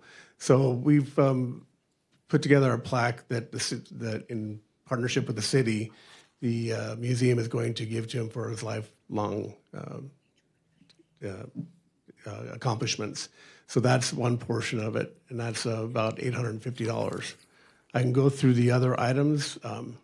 We're not asking for funds to throw a party. We believe that just looking at the basic numbers of tourism, the 60 million people that come through every year, we're trying to build a hook for to keep people that go through Barstow to stay. A lot of the folks that we have coming to this event, we have Jay Obernolte office being represented. We have a couple other people that are in politics that will be there, as well as we do have food. We're trying to democratize the... Excuse me, Mr. O'Brien. I want to stick to the question. The cost breakdown, you are going to have time to promote your event, but if we could just get the question answered. The question was the cost breakdown. It's $1,250 for marketing promotion, $850, as you said, for the plaque, $400 for table linen, and $350 for car organizational support. Is that correct? In addition to that, yes, that's correct. In addition to that, we have our own staff that's going to be helping with the parking, our own staff that's going to be helping with security. We have our own staff that's going to be helping with the food. A lot of the food is going to be donated and provided that out of our own pockets. So there's significant costs with the food as well as the entertainment. Okay, thank you. In case there's more questions of your event. Is that what you're talking about, some of the food involved with this too, or no, with the cash money? Well, the food is actually being donated, but the prep and setup. What I have an issue with is making sure the public understands where the money's coming from. I appreciate what you're doing. We love what you're doing. That's not the question here. So when I ask the question for funding, is for the public to understand what's going on, not just the council and everything else. That's why I asked the question. Second question is going to be is to my fellow council members is we got to get a policy set on numbers, folks, because we're telling one group they get this and one group getting this, and we're all over the place. And I got to tell you, this bothers me that we continue to give some more money and some less money. And it's not on you for your event. But we got to stop that. This is taxpayers' money. Well, to your point, we're a 501c3. We have 100% transparency on every dollar we're spending. That's not my question. The question to the council is that we're transparent with the public and making sure that everyone is being able to get these funds. We're giving past folks less money, and we're giving you more money. So just because you're a nonprofit, we can't treat them anybody differently. We got to get to a point where we're being fair and making sure that everyone's getting their equal point. We cannot continue to keep doing this over and over and over. That's my opinion. But I appreciate what you're doing. And listen, money's no problem. It's a policy problem for me to make sure we're fairly treating everybody fair. That's all. If you wish, we can actually look at the itemized list that I'd submitted on the QR application. It's all there. It's itemized. It's not for full transparency. I That- don't that- have everything in my memory as far as every dollar, but That's it's not the all- question. The question, Thank you, Mr. Bright. the question for me and this council is to make sure that we're doing things fairly. It's not about what you asked for. It's about making sure that we are doing the right thing for everybody. Thank That's you. all. Thank you, Councilmember Williams. Next, I have Councilmember Hernandez. Thank you. My concern is, I don't see this as a 501c. What was in the application says publication 78 data, and under deductibility code, there's a question mark. So I don't know if that's valid. The other concern I have is usually when individuals request money, they give us the entire budget. And what I see in this application is only what they're requesting, not where they're getting the donations or sponsors. When you report it, he's getting $15,000, but there's no report in the application So, as to, yeah. so you have two questions there. Let's answer the first one first. Okay. Regarding the 501c, could staff Yes, answer 'cause that? This is the way, yeah. Yeah, This that is, doesn't say it's a 501c. It just says it's in the publication. right. So when we look up the information on the franchise tax board, and that's how it shows up. On some of them, it does show their determination letters. So what we look at is that they've been filing, that their filing is current. So that's the information that was provided. Yeah, but there's a question mark under deductibility, which is why you file a 501c, so that you can donate. And so that's my question. Because I Yeah. don't see this as that. And I also want to know why they, usually we get everybody's budget, right? And then what they request from us, but they already Right. So have a budget. How come that is not in the application? right. What he provided was just a breakdown of what he would be using the funds for. Right, but that's not the usual. I'm in agreement with Councilman Williams as to the format that we treat everybody Correct. equally. I have no problem with in-kind because I'm in agreement with Route 66. My concern is the application format. Because how do I know? You tell me. Then the next question I had is, what kind of a contract do we have with them taking over the Route 66 museum? You know, what kind of an agreement do we have on that? Mayor, So that's beyond the scope of this agenda item. We can certainly bring back more information. But also, for- we don't own that museum, so that's up to them. We'll have to assess that's Isn't museum that- not owned by us, not owned by the city. Isn't So- it in the Harvey House?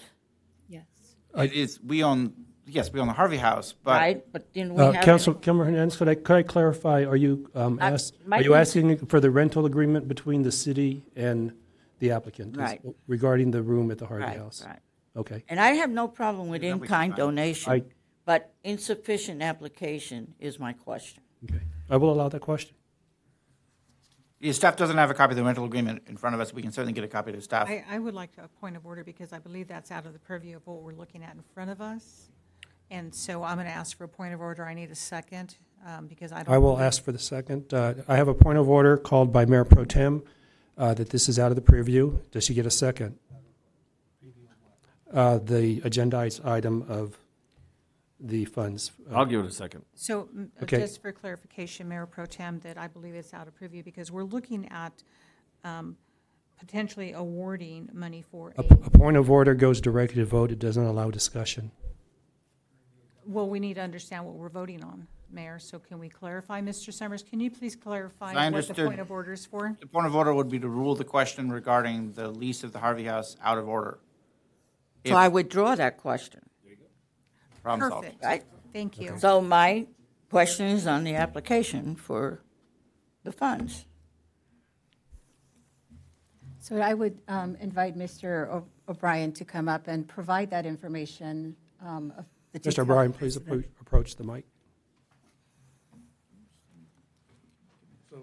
First, I can show you the DBA SOS, Secretary of State. that shows the 501c3. We're operating the Route 66 Museum in Victorville. I've been doing that for 2 years. We're trying to actually bring a lot of tourism to Barstow. We're spending a lot of our own funds.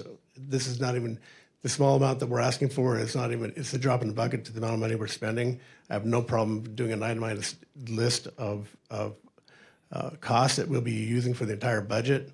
The way we submitted this was the way the form was put out, and that we itemized what we were requesting. We can put a full budget together. That's no problem. We have 100% transparency from a fiduciary responsibility. There's no way that we would jeopardize our 501c3 for $2,000, $3,000. So basically, it's under the Victorville Museum 66. That's your 501c. It's California Route 66 Museum Group. So the idea is to bring tourism to multiple locations. My question is your 501c3 listed under Victorville? No. Where is it listed under? Well, there's two addresses. We have the Barstow 501c3, which is at the Harvey House, and we have the operating in Victorville, which is 16825 on D Street, and then we have 3 other locations that were operating the 501c3 under the umbrella. Okay, because that's my concern. The way I read it, right, it doesn't say 501c3, what was presented. If you looked at the DBA, it's very clear. It's very clear. The paperwork that I submitted to Genesis and Heidi today. Because this is what we received. Understood. That is very slight. The paperwork that we submitted for this whole process indicates and clearly shows that we're a 501c3 and have been, and we're in good standing. And as I can show you right here, we can provide any documentation you need. This is just a small request to help us with some of our fixed costs. And My concern is that it took so long. Here it is. You have come before us and said you were going to do this, and that per staff, you still have not completed the requirements that they requested, and yet you're having this event on the 22nd, correct? Saturday. That's my concern. Well, the concern is there's policies with the county TTP and the city TUP, and there's a little bit of confusion with the TTP at the county level. It took a little bit of conversation with them directly to get that isolated. We have everything submitted as of today. So it should be processed? 100%. If it's not, by tomorrow, it says 18th, then it doesn't matter anyway. Okay, but that's my concern. That's why I'm asking these questions. Well, there's two questions. There's a budget question, and then there's the legitimacy of 501c3. Yes. 501c3, I wouldn't be standing here. I mean, we're definitely a valid 501c3. The budget, we can provide any transparency you need. I would like to see the budget. And isn't that part of our application process? Yes. Yeah, you normally, the applicant. So this application was not complete? No, normally what they do is they do provide like the cost of what they're going to be using the funding for. And that's what he did provide. So, I mean, a lot of the applicants do provide a complete breakdown of everything that goes into their event. And that's just been additional information. Right, and that's my expectation. Okay, I have no further questions.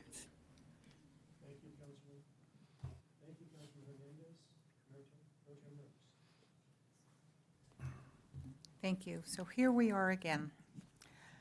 I'm going to direct this to our city manager. Because I really feel bad for the person that's trying to do so good for Barstow and bringing an event to Barstow. And he should not be on the hot spot, because this should be something that I know you're looking at, that when we receive things, that they're working, that the application process is consistent, so that we know what to look for at every time. It is not the applicant's fault, correct, that things were not in this packet? Correct? Correct. Correct.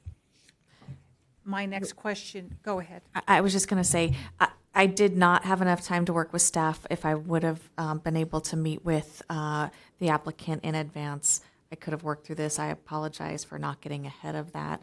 I will ask that Chris add some more information. Unfortunately, a lot of the paperwork was turned in today. So when the agenda's created last week and paperwork's turned in today, it's impossible for us to put it into the agenda. So staff, the TUP process is explained pretty well on the website, and whenever anyone wants to have an event, they contact the city of Barstow, either wanting to rent a facility or wanting to have an event wherever it's going to be. The city tells them the process, and usually it's 20 days before any event were to take place. They are to submit their application and paperwork so staff can work with them to go over every itemized item. This paperwork came in the middle of last week, and it was incomplete, and we had to ask the applicant to bring in more paperwork, and that's why in the staff report it says that if council is to recommend approval, it's based off of him completing the TUP process, which he came in this afternoon to drop off more paperwork for the event that's happening on Saturday. Well, lessons learned. First event for this individual here in Barstow, and I'm glad that the process is being completed. Could it have been something that was, we received an amendment here in front of us just a few minutes ago. Could we have received an amendment on this actual item given to us to say, hey, this is where we are at 5:00 p.m.? So just to clarify, we did meet with Mr., I'm sorry, I forgot his last name, O'Brien. I apologize. And we met with him last week, both Genesis and I. We actually had contacted him the week prior because we actually hadn't heard from him. And we knew his event was being, you guys were talking about the event, and we wanted to make sure that if he was going to have the event, that he had everything turned in. So Genesis and I working with Maribel, was advising her that, look, I've got the paperwork. I actually was waiting for some paperwork today. I did receive that. So now that is complete as far as his business license, fire permits. He was inspected today for the actual museums, and then Genesis is routing the TUP. Wonderful. That's really good to hear. And I'm glad it verbally came to us because we could have also received an amendment, something quickly, hey, everything's correct now. I mean, that in future, I'm just saying that maybe in future we could receive that, but thank you for that. My next question would be, and I understand and I concur with Councilman Williams on that we should be concise across the board. However, every event is different. We had the chili cook-off that may take more money because it's a larger event, just like sports. We can give $5,000 to soccer, $5,000 to Little League, and $31,000 to football. There's different needs for different sports, different needs for different events. So, we could set a parameter, but I think that certain events are going to need a little more or a little less. So however that looks moving forward, we could probably do something like that, correct? Correct. Thank you. So the total in-kind contributions that they're asking for is $1,370, and the monetary request is $2,850. My next question to staff, in the list that was provided, do you see anything that's egregious, that a reason why we shouldn't approve this? Because honestly, I think we should approve it. This is something good for Barstow. Why are we stopping and making it hard for people to do good things for Barstow? I had a question in there. No, I agree. We think it's a good event. The museum has been closed for some months, and I think would bring more attraction to the Harvey House. So thank Yeah. you. And do you see anything in your expertise or Ms.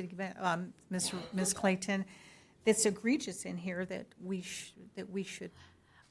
I don't. I think that this is a good Route 66. We're coming up on a major year next year. I think this is good for the city. What I would like to spend more time on is the policy and procedure And again, I'm apologizing because I would have worked with Maribel and staff and the applicant sooner. I've unfortunately came in last week. A lot of things are moving quickly right now, and I didn't get the opportunity.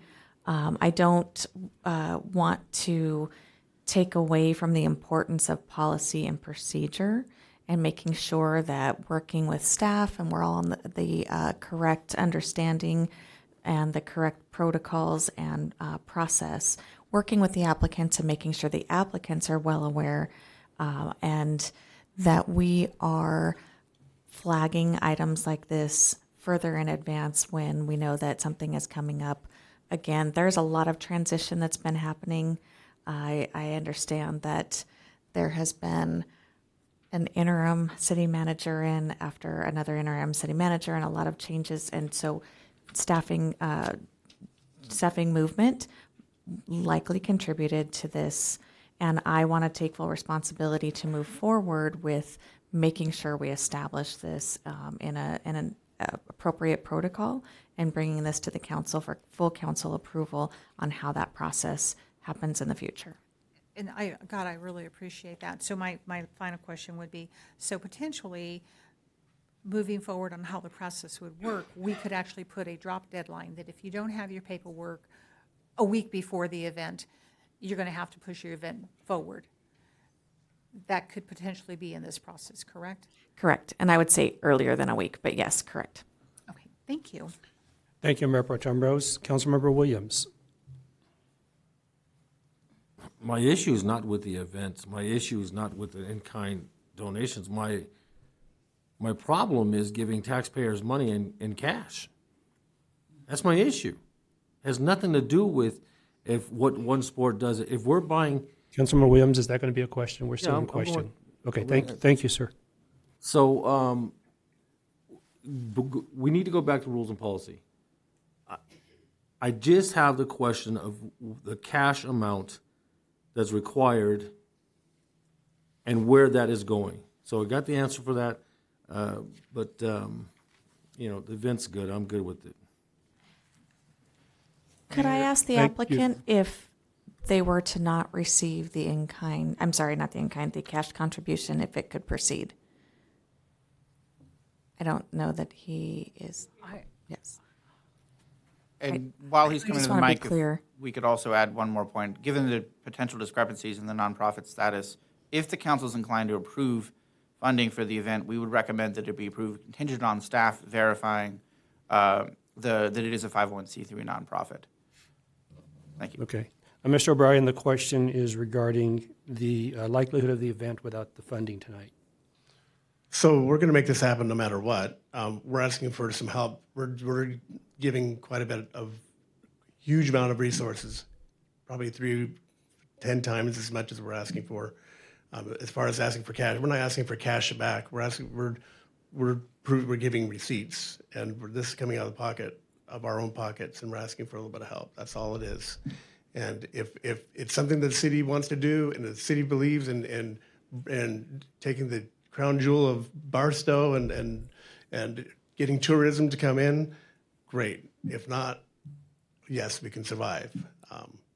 We're asking for a little bit of help, and you're asking the city council saying, hey, we should be partnering with more organizations and the Chili Cook-Off. Maybe we should partner with the Chili Cook-Off. I'm asking for some partnership, and if that's available, I mean, we had a lot of financial. Right. Stay there. I still have questions, and I don't know that they're not for you or they're for staff. So I see you getting up and down. So thank you, Councilmember Williams. I'm sorry, City Manager. Next, Councilmember Noble.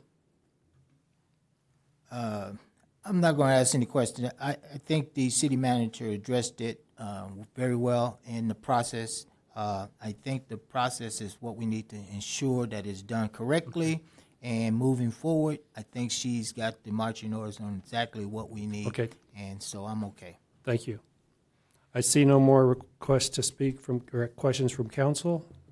Madam Clerk, do we have any requests to speak from the public? We do. We have one, Mr. Mike Hernandez. Thank you, Mr. O'Brien.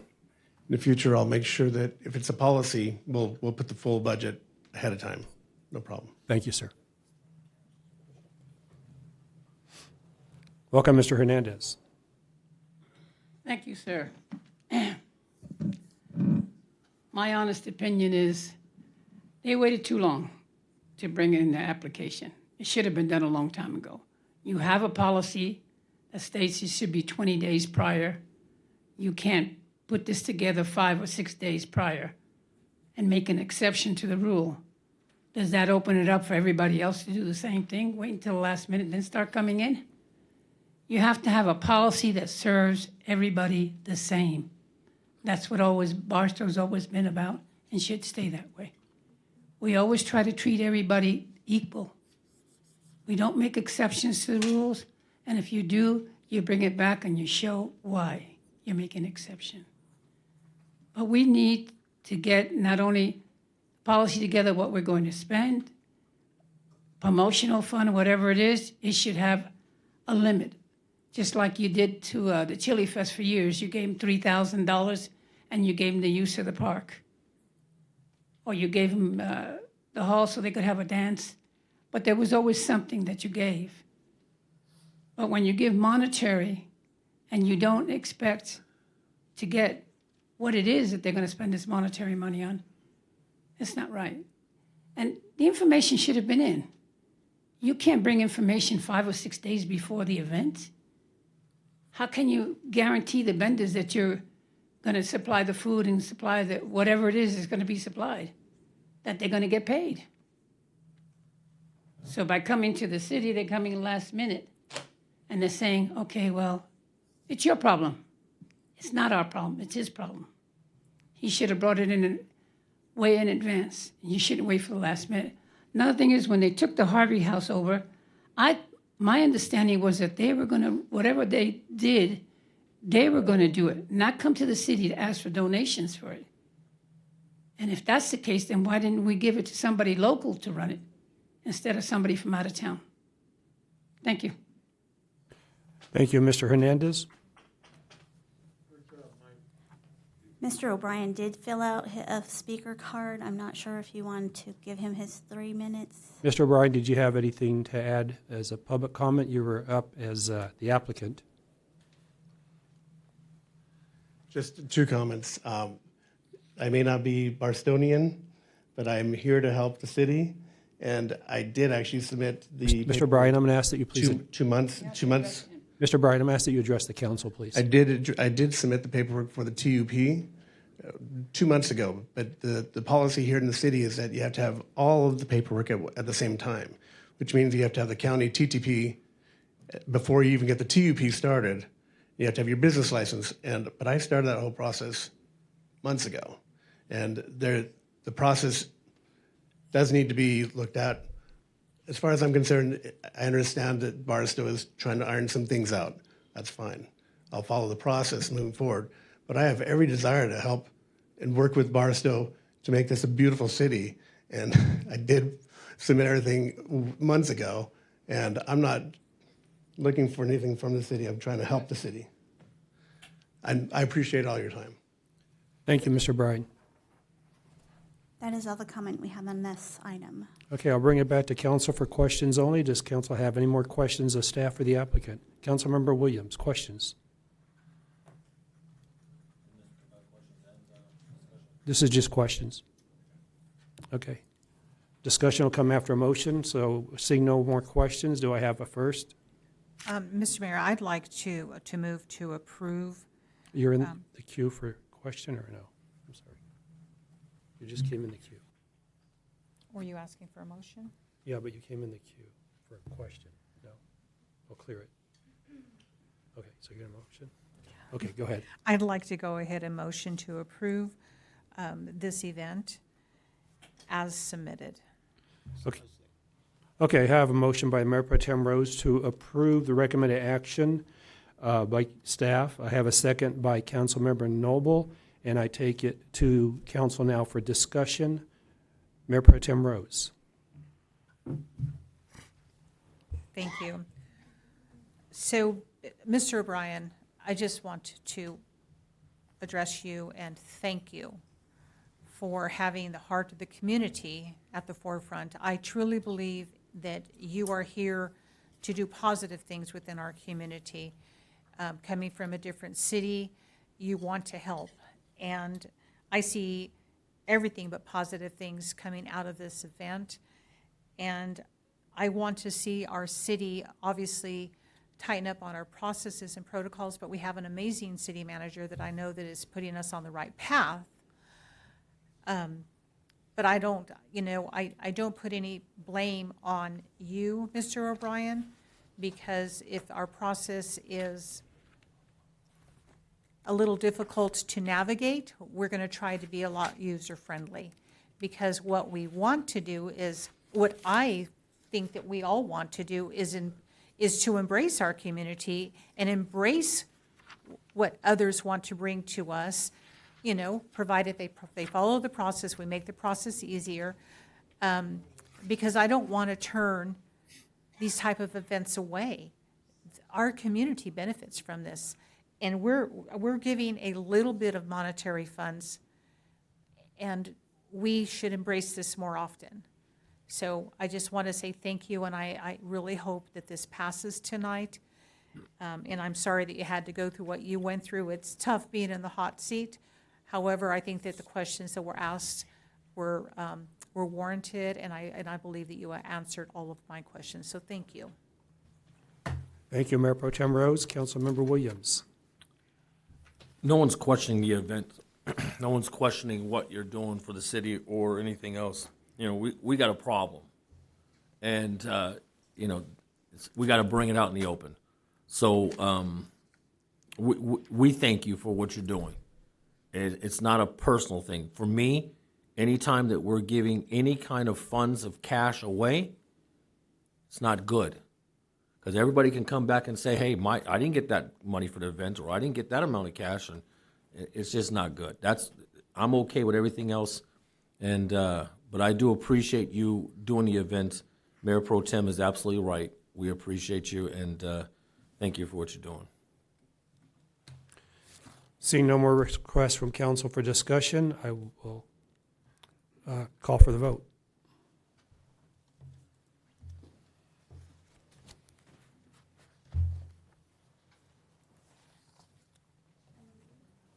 And the motion to approve item 12 as presented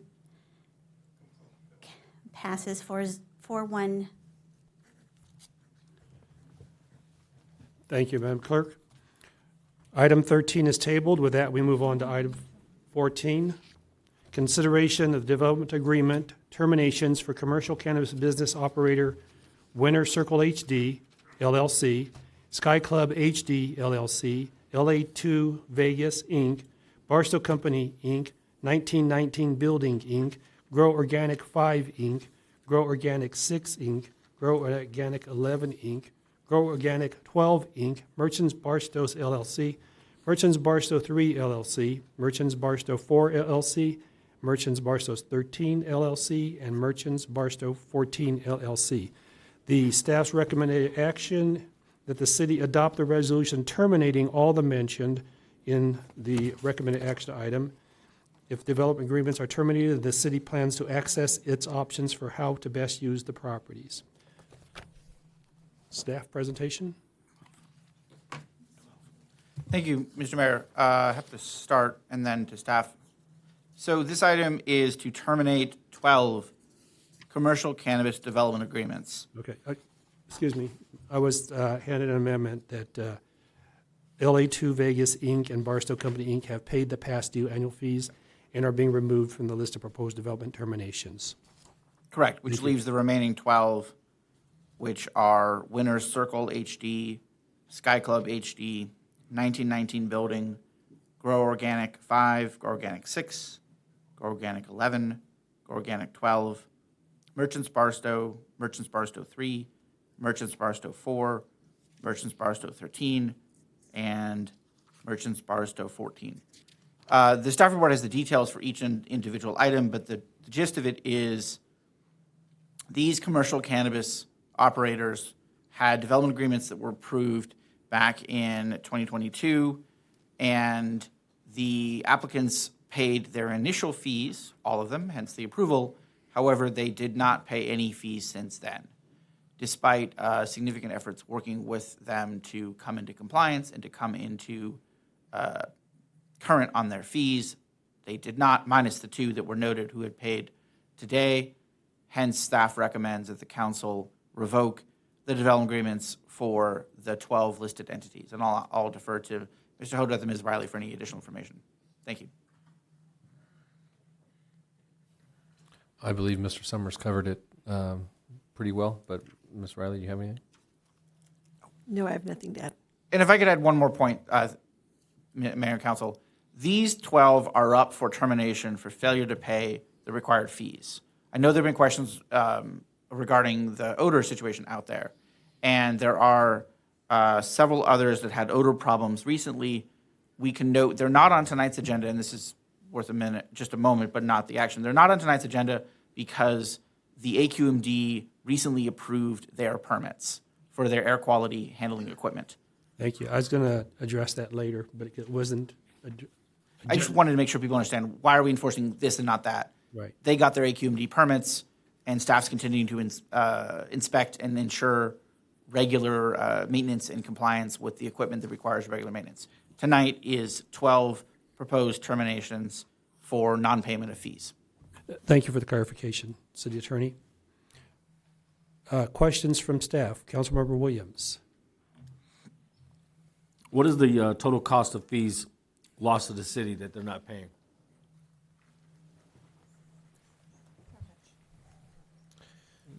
Currently, the renewal fees, which is $14,000 per operator, that's the renewal fees. The actual inspection fees of $550 a quarter, but there's nothing to inspect because they didn't move forward with it. The one thing to note is that they received their licenses. There's been some issues at that facility with the owner of the property and the operators of the businesses. They weren't able to work out some of their disagreements, and so that's why some of these applicants are walking away from their initial approvals. So it's not a matter of the city's fee or any of that. It's they couldn't work out a deal with their actual landowner, and so they got into a disagreement, and that's why they're walking away from the property. Thank you, Councilmember Williams. Councilmember Noble. Yeah, thank you, Mayor. And Councilman Williams already answered one of the questions, but why did we wait so long? So that's where I think some people get confused on how some of this how the operations work. These, as we know, the ordinances were all approved. The council decided to move forward with cannabis. Then there was an open period or an application process that we left it open for people to apply to have cannabis licenses. Then whenever we received multiple retail licenses, we closed that application process. We kept open the other application process, which was the commercial side of cultivation, manufacturing. There's a couple other ones, but we left that application process open for another month and a half. Then whenever we received more applications, it was determined to go ahead and close those applications until the city could either assess to approve or disapprove the applications that we actually received. Then the applicants went through the process of getting approved by council, which took almost another, I believe it was in December, so it took almost another year from when we actually opened the application process. So during that time, they don't pay you fees because they're not in operation. Some of the retail facilities were up and operating a lot sooner than anyone else. So then you go back over, and what happened was that's when these applicants realized that they had an issue at that property. The issue was that they didn't have enough power. They believed that they can work with Southern California Edison to gain the power that's required for their operation. They were not. So Edison told them it would be a multi-year process, and then there became an issue between the actual property owner and the tenant themselves, but they were never in operation. They didn't even remodel the inside of the facilities on some majority of it. So what they did was they kept trying to work through the process. Then there was a legal issue, which were suing each other. That's whenever their legal situation stopped, that's when we were during this process, though, we were reminding them that they needed to pay their fee. So realistically, it's about a year after that they were required to pay their fees that they did not pay. So we were starting the process of letting them know that they had late fees, and we were going through that, but they kept telling us we're in a legal situation and we don't want to move forward and pay fees whenever we might walk away from the entire project. They chose to walk away after the court ruling on their particular items, and they chose to walk away from the facility. Thank you for that answer. Now, if this is approved tonight, what's the next step and what happens? So if the council approves the terminations tonight, then the development agreements for those 12 sites are revoked, which we will send notice to the State Bureau, Department of Cannabis Control that we have revoked their city cannabis permits, which is all tied together. And then that will end their ability to do cannabis in the city. Then the city and the staff will work with the property owner to identify other opportunities for those facilities, for those 12 spaces, which could include potentially cannabis, other by successful operators. That would, of course, require another development agreement and further approval by the council by ordinance after public hearings. It could also be other opportunities that are within that zoning. But there's no time limit on when whatever actions were going on will stop, it cease. Oh, it would need to be immediate. So if the council revokes the permits tonight, then that they have to cease any cannabis operations. And from my understanding, none of them are operating cannabis right now. Correct. The ones that are operating cannabis are not any of these 12. And that's what I heard earlier. Right. So none of these 12. So the odor that we're hearing or smelling out there has not affected. These 12 are not affected with that. Correct. So there was. It's a mumbled mess, to be honest with you. But what it is there's multiple rounds of enforcement that what we're going through. This group is strictly on the non-payment of their fees. Gotcha. They were never in operation, but they just weren't even paying the fees. So that's why we decided to revoke their operating their development agreement and their license. Then there's the odor situation from the cultivation side, which we have also did notices on, and we started going through that as well. But that they met their requirements for that, so that's why those operators are good. Okay. And if any problems can persist on that side, that will be future agenda item, of course. Gotcha. Because we could revoke those permits too, but that's not tonight's item. If, for example, they don't maintain their AQMD permits or they don't otherwise come into compliance with our codes. Right. Okay. I got that. And because their businesses are not a part of those that are with the odor issue, I got it. All right. Thank you, Councilmember Noble. Mayor Pro Tem Rose. Thank you, Mayor. So the answer to Councilman Williams, how much is it? Just simple calculations for the 14,000 and so it's $169,294.20 pennies, cents, however you want to call it. But in saying that, Mr. Summers, does the city have any type of ground to go after these fees? These are fees owed to the city. And we revoked them. We revoked. We're going to, if passed, we're revoking their licensing. However, that's money owed to the city. And is there legal grounds that we could actually go after them and say, hey, you still owe us the money? Yeah, we can pursue the 12 entities and collections. What I don't know is if any of them have any money.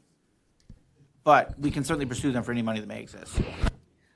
Well, just because, let's hypothetically say they don't have money, but if they wanted to move forward in a future endeavor on the same type of business. I will never give them another city permit again, subject, of course, to future decisions. I understand that, but if we go after them for the money they owe us, in my opinion, that's what we should be doing legally.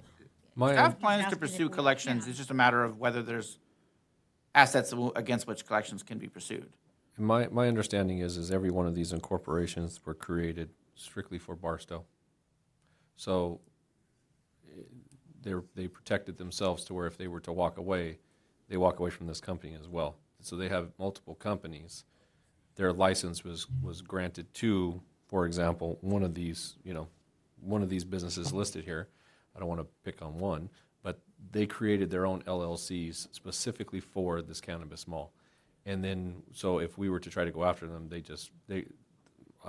my understanding is they're going to close up shop anyways on these license, as in these business names, because, like Barstow Company Incorporated. Well, they don't plan on having another Barstow Incorporated in Victorville, for example. But that's my understanding is they're walking away from the LLC companies as well. So if I could add to that, my expectation is that if they have complied with all of the very precise state and federal tax filing requirements and corporate filing requirements, and there's no assets in the LLC, and they've complied with all of those laws very precisely, they're almost certainly protected by state laws that let limited liability companies escape liability from the owners of the companies. However, as I noted in that sentence, they have to have complied with all of the requirements for corporate filings and for state and federal tax filings to acquire the protections of that. If they failed, and given that they failed in running the business, they may have failed in that as well, then we can pursue them in what's called piercing the corporate veil,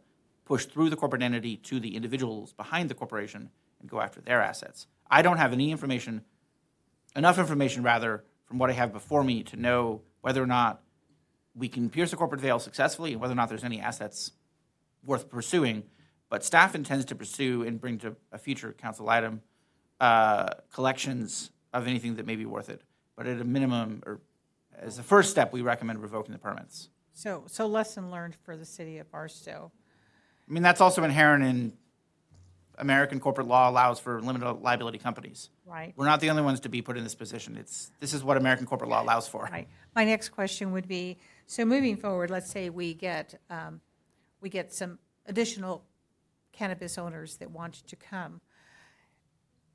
Would we be able to collect these fees on a quarterly basis so that at least we're getting something from them all the time? So my understanding is, well, the application is closed. There is no more new businesses unless this council votes to open that application process back up. So that nobody can even apply right now. That it's closed. It's done deal until this council chooses to reopen it.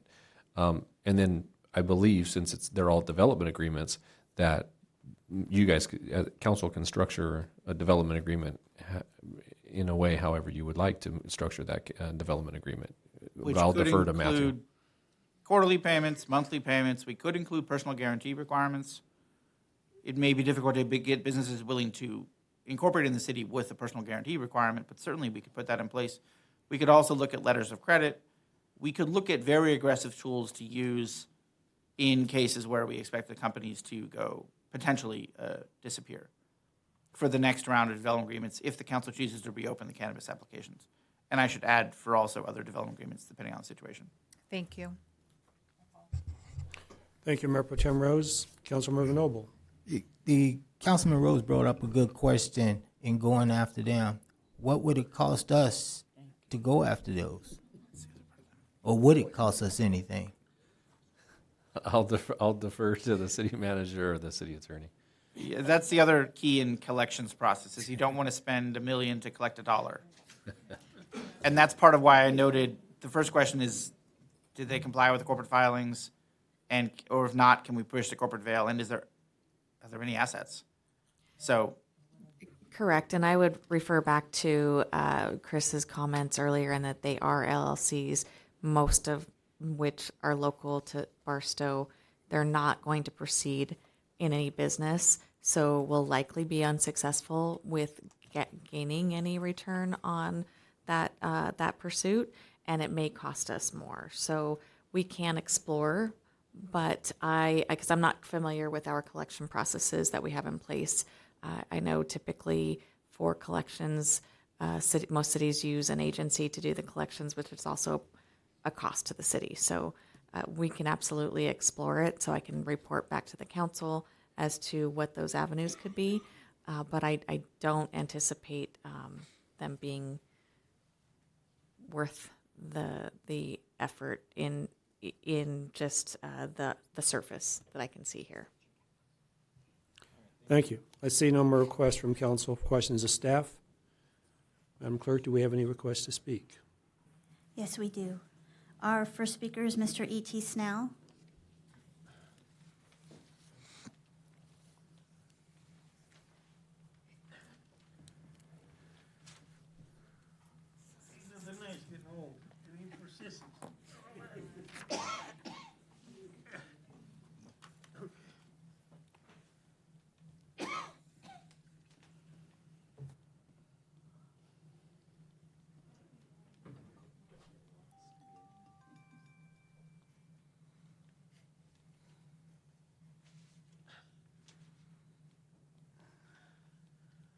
Welcome, Mr. Snell.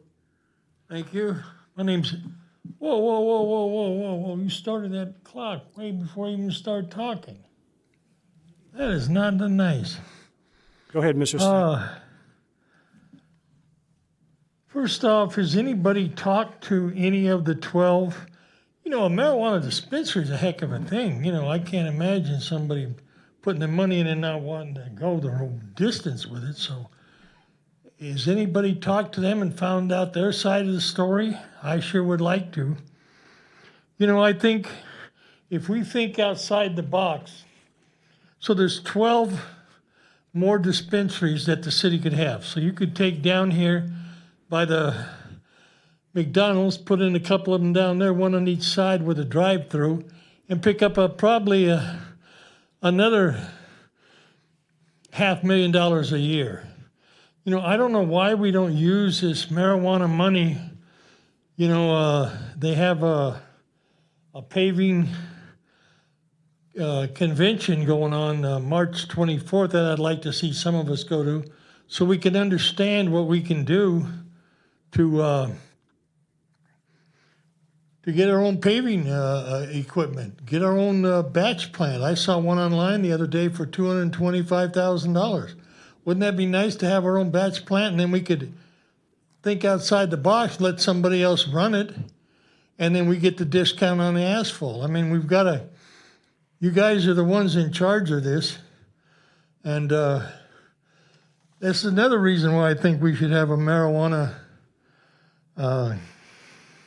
commission, so they can check out why these people, I mean, there's got to be a reason why these people paid their fee and then all of a sudden didn't go through with it. I'm curious to find out what happened and why they didn't follow through with it. So if we can think a little bit outside the box, find out what's going on. I mean, just to take these people and then try to chase them down for more money. They've already spent a lot of money in the first place, so something happened somewhere along the line. Has anybody done any investigation and know what's happening, why they didn't follow through? I'd like to know that, because there's 12 people, and I don't want to get the reputation, hey, Barstow's going to screw you if you try to get involved with marijuana. I don't want to see that reputation either, but I think we need to do a little investigation and find out what's going on. And I think we ought to use the marijuana money for the roads. I think that's a heck of an idea. And to have a commission, a marijuana commission, that can approve everything, you know, but they got to go through you guys. Thank you for your time. Thank you, Mr. Snell. Our next speaker is Mr. Mike Hernandez.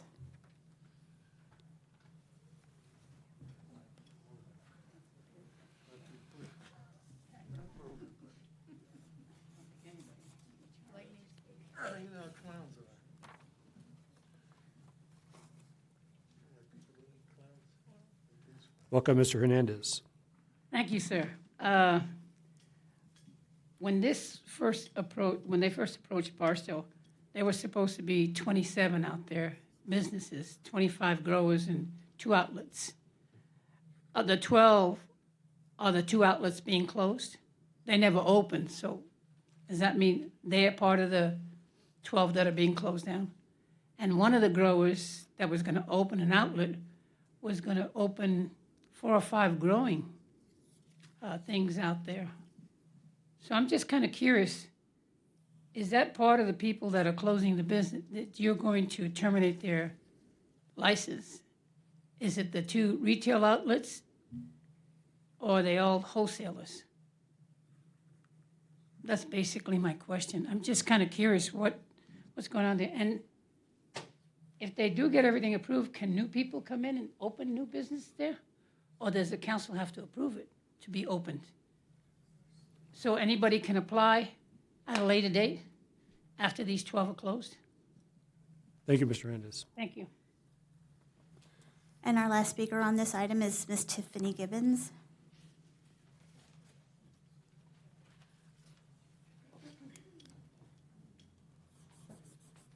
Okay, Ms. Gibbons. To Mr. Noble's point, why it takes so long, in our applications and in our DDA, it states that we have up to 2 years to get the business up and going as well. So they give the businesses opportunity and time to make sure they have that. They do give them that. So that might help with that answer. I don't know who can ask the question. It went really fast. I was wondering who the 2 were remaining or came back to do their fees. Heidi, you're accurate. I missed actually page 28 fees. So on page, I want to give you guys the answers to the test. You can look at them because it's 90 pages long. If you go to page 58, that's my major concern. Yes, on 68, they have 68, 59. Mrs. Gibbons, I'm sorry. You have to stay to the agenda item number 14. So I'm curious on the 2 that are out there, and then my question would be, how many of each category are left? I think that's a little confusing over time. We don't know that either, and I don't know that we'll get that answer. That's it. Thank you. By the way, I don't want the 12 that went away. I hope you guys look at the people that did make this work, the people that are out there. If you look at our Google reviews, we have amazing reviews. People worked really hard to make this legal, so people had that opportunity, and it wasn't a waste. You guys trusted the people to do it, and half of the people have done that. So look at tonight's council meeting. Normally there was so much chaos when this began, and there's not anymore. I think we've come a really long way, all of us together, to make sure this is legal and is safe, and I think it has been successful, even though right now with closing some of them, it seems bad. But I think the people that put the effort in and the people who are doing the work, they are trying really hard. Thank you. Thank you. Ms. Gibbons? We have no more comment on this item. Okay, with that, I'll bring it back to council. Do we have any further questions of staff? Seeing no more questions, I'll call for a motion. So moved. I've got a motion by Terminate. Councilman Hernandez. That's going to be to approve the The closure. canceling of the 2, or the 12, but reinstating the 2, not canceling. Excluding the 2 that paid their fees. And the 2 are LA to Vegas, Inc., and Barstow Company, Inc. I have a first by Councilmember Hernandez, a second by, I heard Councilmember Noble first, and I'll call for the vote.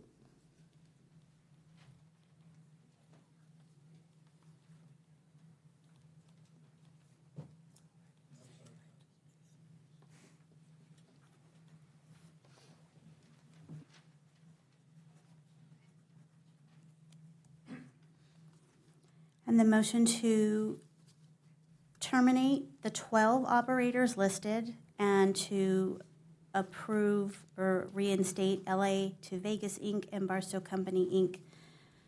Motion carries 5-0. Thank you, Madam Clerk. General, non-agendized public comment. This is the time and the place for the general public to address the governing board on matters not on the agenda and within the city's jurisdiction. Speakers are asked to limit their comments to 3 minutes or less. All requests to speak must be received prior to the agenda item being addressed. If special accommodations are required, a 48-hour notice must be given to the city clerk. Madam Clerk, do we have any requests for public comment? We do. Our first speaker is Ms. Teresa Tank. Welcome, Mrs. Tank. Good evening, council, staff, and the new city manager. I was happy to hear we got animal control started sooner than expected, which was a good thing. But I now have a few questions. Some of us are aware that the new officer is a former cop. In light of the recent event this weekend, how much training did he get in the 2 weeks between his hire and start dates? Was it specific for his job as animal control officer? And will he be required to take specific ACO training that is offered in different areas of the state? Someone told me over the weekend that he's a cop. He's got training. Obviously, I'm now questioning that training due to the recent event. Are there policies and procedures specifically for ACOs who work for the city?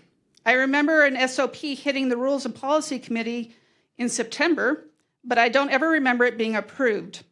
Will the ACO be canvassing and enforcing licensing? It looks like someone from the city was recently canvassing this local area around in front of the school and was going onto people's property, looking over fences while on property without homeowners' permission, which shouldn't have been done. Can we also get days and times that the ACO is working and when the police department takes over? I'm also going to ask that the council really considers hiring enough ACOs to be able to handle 24/7, 365 in this next budget, or reconsider the city even doing animal control. My understanding when BHS had the contract that is what they did. And when they needed the law to step in on things, the police department assisted because they had the legal authority. Several of you on this dais have talked about transparency and the truth. I would request that the original call, the body cam report, and the police department's animal protocols all be released to the public since there has been so many holes on each side of the story. Going on to a different topic, I would like the new city manager to get with the IT department to go over the website. There are broken links, things that are pages that haven't been updated, and Measure Q and cannabis forms fund applications should really be put on the forms part of the website. Thank you. Thank you, Ms. Tank. Our next speaker is Mr. Mike Hernandez.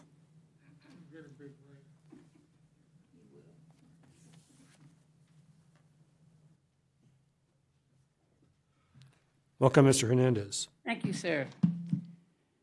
First of all, Tex, I gave you credit because most of the council have been here for more than 4 years, and you did it in 3 months. That's why I gave you credit, and you should take credit for it because you did it. You got it done, and you're getting other things done that need to be done. Mr. Silva, I asked you a question earlier. You said at the end of the meetings you would answer the question. You didn't answer my question concerning the 2 retail cannabis businesses. Are they part of the 12 that were closed, or are they still open, or are they going to be open? The status of the water for Barstow, the hydrants, how's that going? Are we going to get a report on that?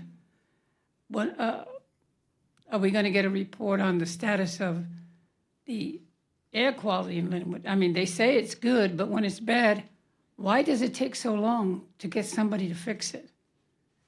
2 years ago, it was approved. About approximately 9 months ago, I went to the Air Quality Board and complained to them that the city was not doing anything to control the quality of air. It's been 2 years and 3 months since those businesses have opened. What is the time frame? And if you get new businesses, shouldn't you have a time frame? They cannot open until they get good quality of air. Why should the people have to put up with this nonsense? It's not fair to the public. It's not fair that nobody's doing anything about it. I mean, I honestly feel that more should be done. And I know, Tex, you're working hard, and I'm glad you're working hard, and I'm glad you're up there, because we need somebody to stir the pot. Pot needs to be stirring all the time. You don't get good gravy out if you don't stir it. Thank you. Thank you, Mr. Hernandez. Next speaker is Miss Anna Fusey. Our next speaker is Mr. Joe Gomez.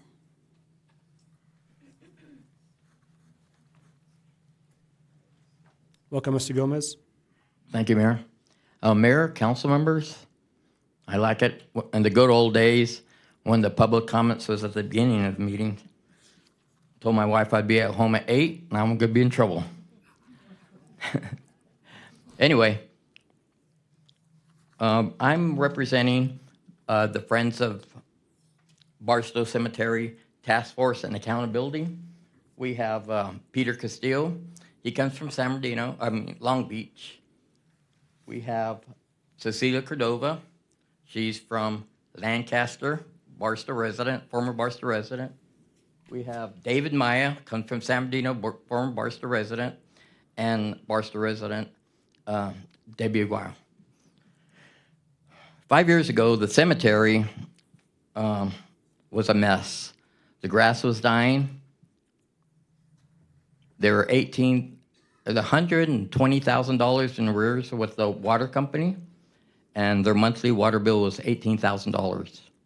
What happened was the well that they had, they didn't do the proper paperwork, so eventually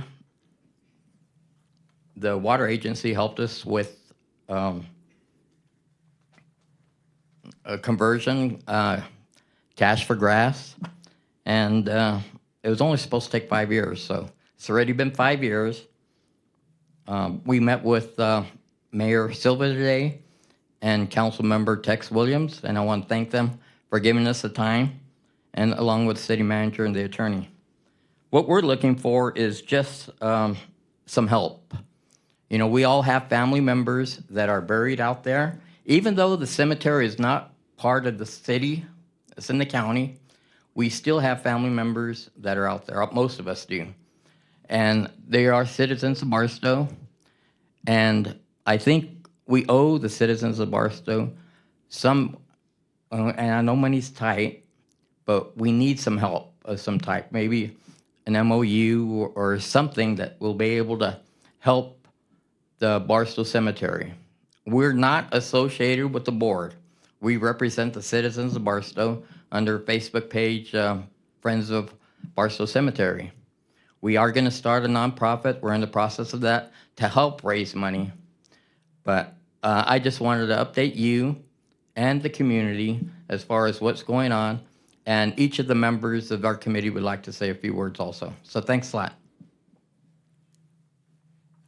Thank you, Mr. Gomez. Our next speaker is Ms. Cecilia Cordova. Welcome, Mrs. Cordova. Good evening. I just wanted to share with the council and the public some of the things that the task force has accomplished to date. As Joe said, you know, where we live, some of us live 2 hours away, but we still come to the monthly cemetery meetings. We have made presentations at the county and to LAVCO, who has oversight over the cemetery. We have gone to tour the 29 Palm Cemetery because they're similar, and so we wanted to match apples to apples. I have personally written to Congressman Albernolte to come and visit the cemetery. I have taken the time to read reports by LAVCO and the grand jury, and that provides you a lot of insight to cemetery operations. In 2018, I questioned the cemetery because their bookkeeping did not match my payments for my father's burial plot. That was under the old management. Ashley, the general manager, is taking steps so that does not continue in the future. And if anybody ever has questions about cemetery operation, Ashley is a person that's open to repeating the same stories over and over on how things are operating. So people should seek her out. I'd like to invite everybody, the public, the council, to come out to one of the cemetery meetings. Our next one is Wednesday, this Wednesday, the 19th at 4 p.m. at the cemetery. Thank you. Thank you, Mrs. Cordova. Our next speaker is Ms. Debbie Aguayo.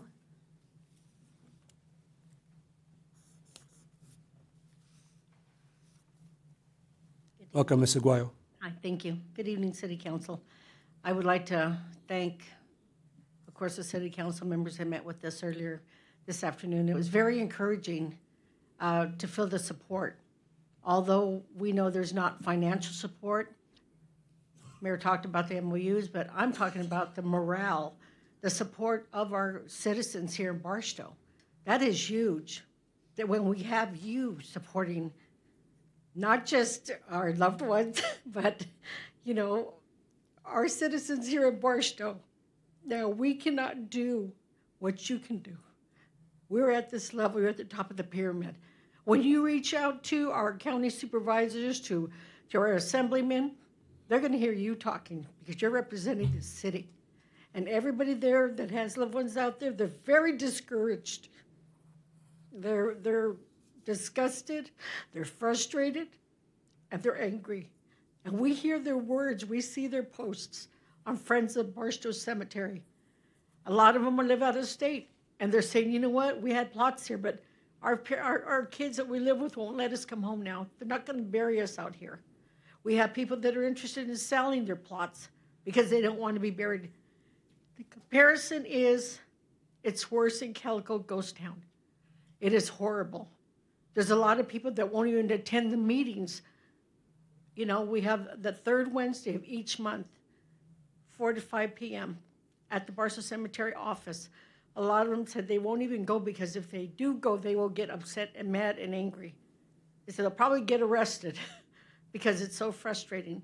This is a place where they used to come to celebrate their loved ones, bring their grandchildren out, to come for the holidays and decorate. It's a sham. It's disgraceful. And I know that we can do better than this. Our voices are just a few. But you know what? I'm representing, and they are our citizens and our loved ones. And they don't deserve this. And if we cannot get financial support, because we understand you don't have that obligation, I appreciate the moral support that you're going to give our people. And I encourage our people, all of you there that are posted on Facebook, to come out Wednesday to the next meeting from 4 to 5. If these people can come travel, our ex-Barstonians can travel here once a month. You can go past Del Taco. You can go past Del Taco on First Street and you can go to that meeting. Or you can come over here like we are and voice your frustration. And let's get together and let's not just talk about what happened past. Let's make a difference in what's happening now. We need your help. If you know how to do things, if you can help support, come up with ideas, the nonprofit is here. Thank you, We're working Ms. on Moyer. that. Thank you. Our next speaker is Mr. John Monson. Did you get all the people from that group first? I believe so.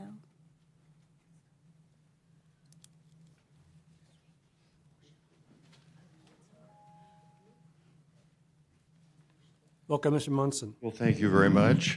Thank you for having me here tonight. It's been a terrific meeting. My name's John Munson, and I represent the Sierra Club. And I wanted to talk a little bit about water. Water is life, and that's my theme for the next 2 minutes. As you know, the Golden State Water Company supplies water to the city of Barstow. And Golden State has an agreement that it's obtained with Cadiz Inc., which is a corporation that wants to drill for water in the Mojave Desert north of Joshua Tree National Park. The problem is that this company is never going to be able to provide your water purveyor with any water. And so Golden State is making a mistake, and I just wanted you to know about it. I wanted to alert you tonight that Cadiz is unlikely ever to be able to provide Golden State or the residents of Barstow with any water. No matter how many times Cadiz Inc. rebrands itself, it's been trying to get going for the last 25 years. It's the same old scheme to drill water and take water from an aquifer that'll damage the desert. In December, the California State Lands Commission unanimously rejected Cadiz's request for a pipeline lease for a section of the Northern Pipeline. That's the pipeline they'd need to get any water to Barstow. The commission didn't just reject Cadiz's participation in a lease, but impeached Cadiz's credibility as a company. Commission Chair Malia Cohen, who's also the state controller, raised serious concerns about the company's financial stability, citing its mounting debt and ongoing losses. We have no assurance this project will ever come to fruition, she said. I'm not willing to gamble with the taxpayers' money, she said. She expressed frustration at Cadiz's secrecy, noting that they had failed to disclose, as required, its future plans to send water through an abandoned gas pipeline it purchased, their so-called Northern Pipeline. Additionally, the Cadiz company, although it claimed it would comply with California State Water Code 1815, that it does comply with 1815 and doesn't require approval from the State Lands Commission. The State Lands Commission said, nah, Cadiz, you actually have to comply with the law. So I just wanted to say that your water company is heading in a direction where they think they're going to get water, but they're wrong. So thank you very much. Thank you, Mr. Munson. Our next speaker is Mr. E.T. Snell.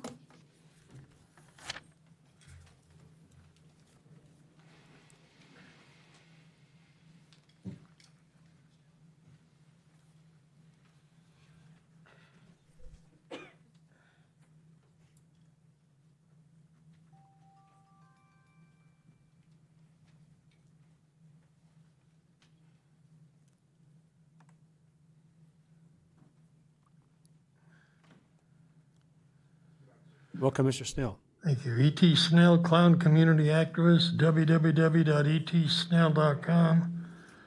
You know, for 10 years, I've been fighting Walmart, which, after the fight I had with them for the old people's cart, they got 2 of them down there. So I nicknamed them Shit Mart. I thought that was appropriate. I couldn't get them to do anything. There needs to be a law. They say they're stealing them. Well, the police department can go to LoJack. They can put the LoJacks on them, and when they're missing, all they got to do is call LoJack and find them. Food for Less has got 1 old people cart. When you go to Walmart, man, some of them broads down there, man, they're bigger than me, man. I can't box them girls. You're not going to win. But when you got to box somebody for an old people cart, there should be a law in Barstow that said if you're going to run a grocery store, a big department store, and make it under ADA or something. So it needs to be looked at.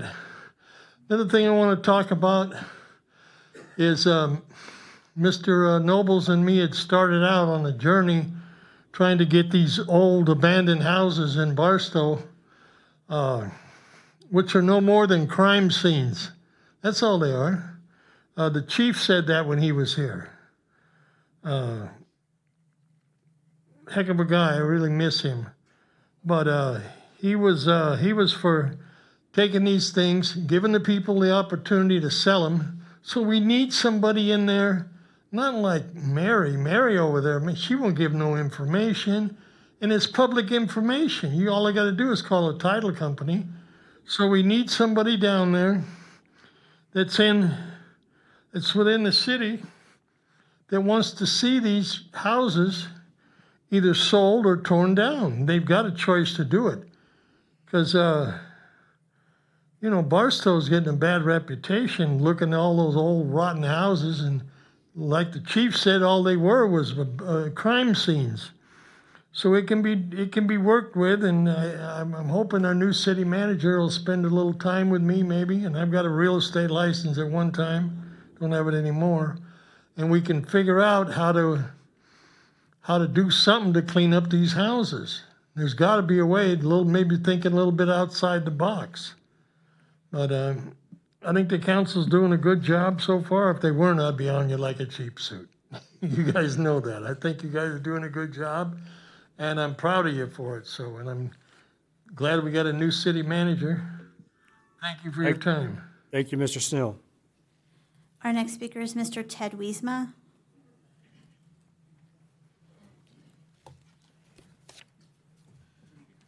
Welcome, Mr. Wiesma.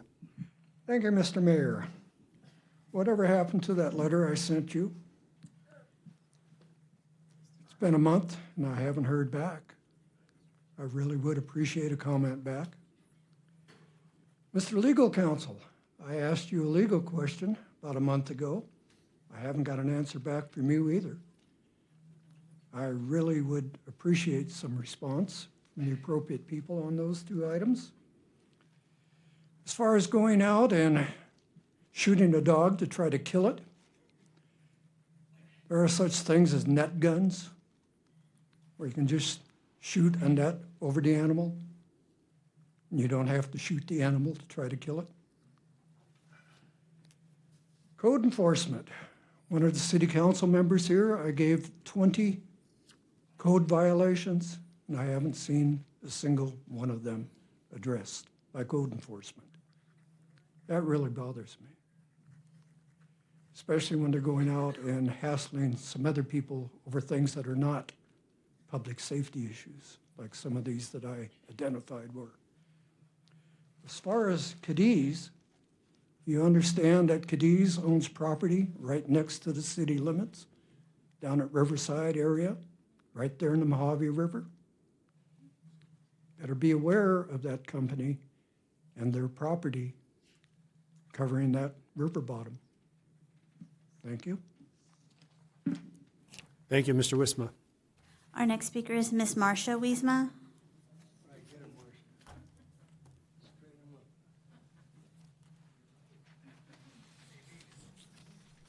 Welcome, Mrs. Wiesma. Thank you very much. Well, Teresa Tank, thank you very much for your input. It was great. Thank you, Councilman Williams. You had a late night last night. Well, I think most of the council's aware. We had a cop who decided he should shoot a dog. Now we need to go back and first trace back the truth, release the call from the 911 and the body cam and response from the watch commander. I do not believe that your wonderful people are trained adequately in the 911 calls. I say that because we've personally experienced one. And the last police chief, Mr. Espinoza, in his broad wisdom said that he would gain and give the 911 people more training. Well, anyway, let's not blame people because I don't like to point fingers, but if the finger goes your way, maybe you deserve it.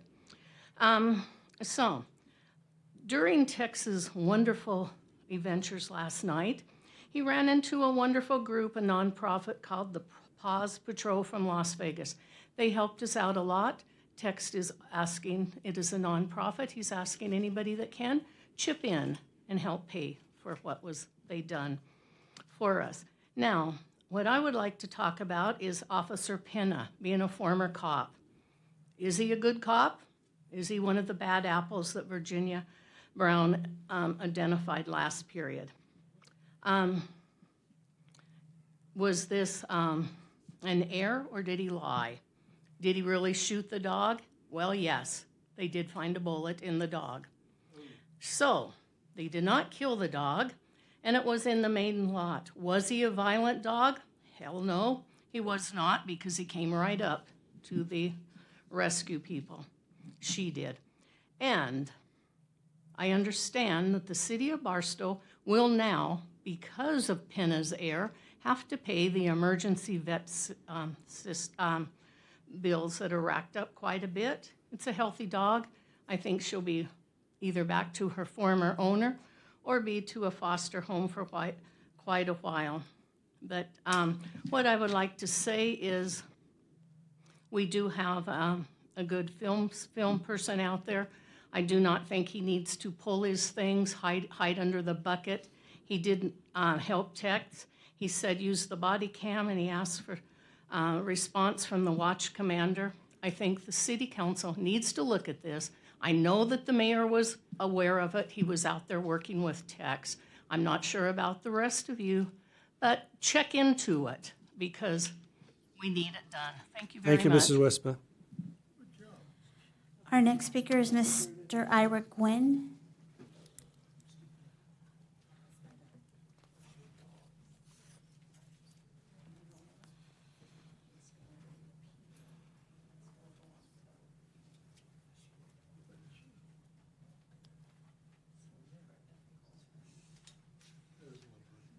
Welcome, Mr. Gwynn.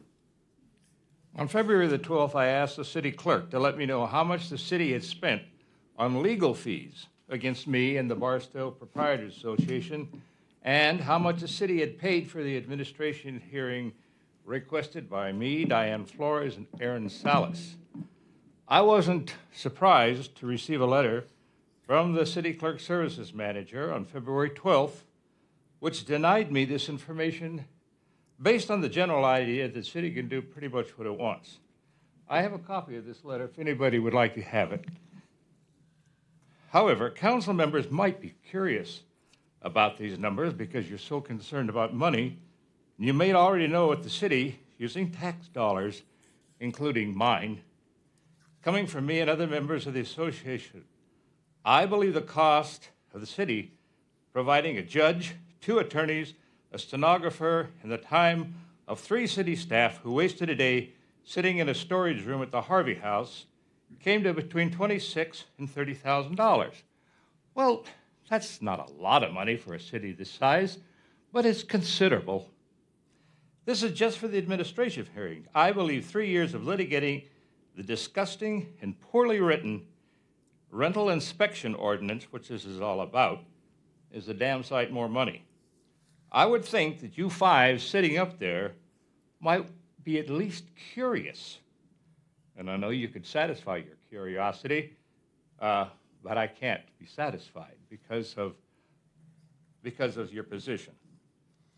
For about 3 years, I've been trying to have an honest and open dialogue with the city to try and put an end to the rancor and decisive and unproductive attitudes that is hardening between the city and many Barstow residents.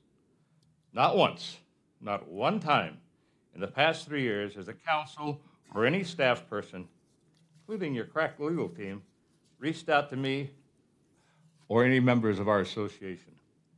I don't see an attitude changing in the part of the city.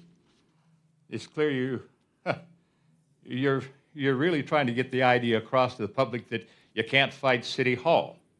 This is the way you decide how you'll treat the voters.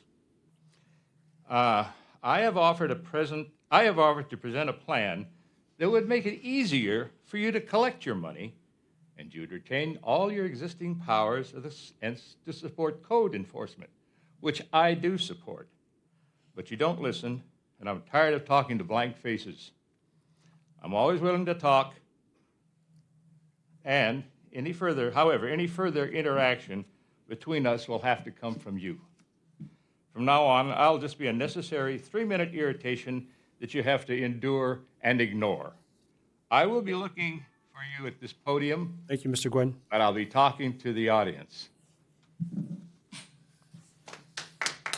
Our next speaker is Ms. Megan Cardenas.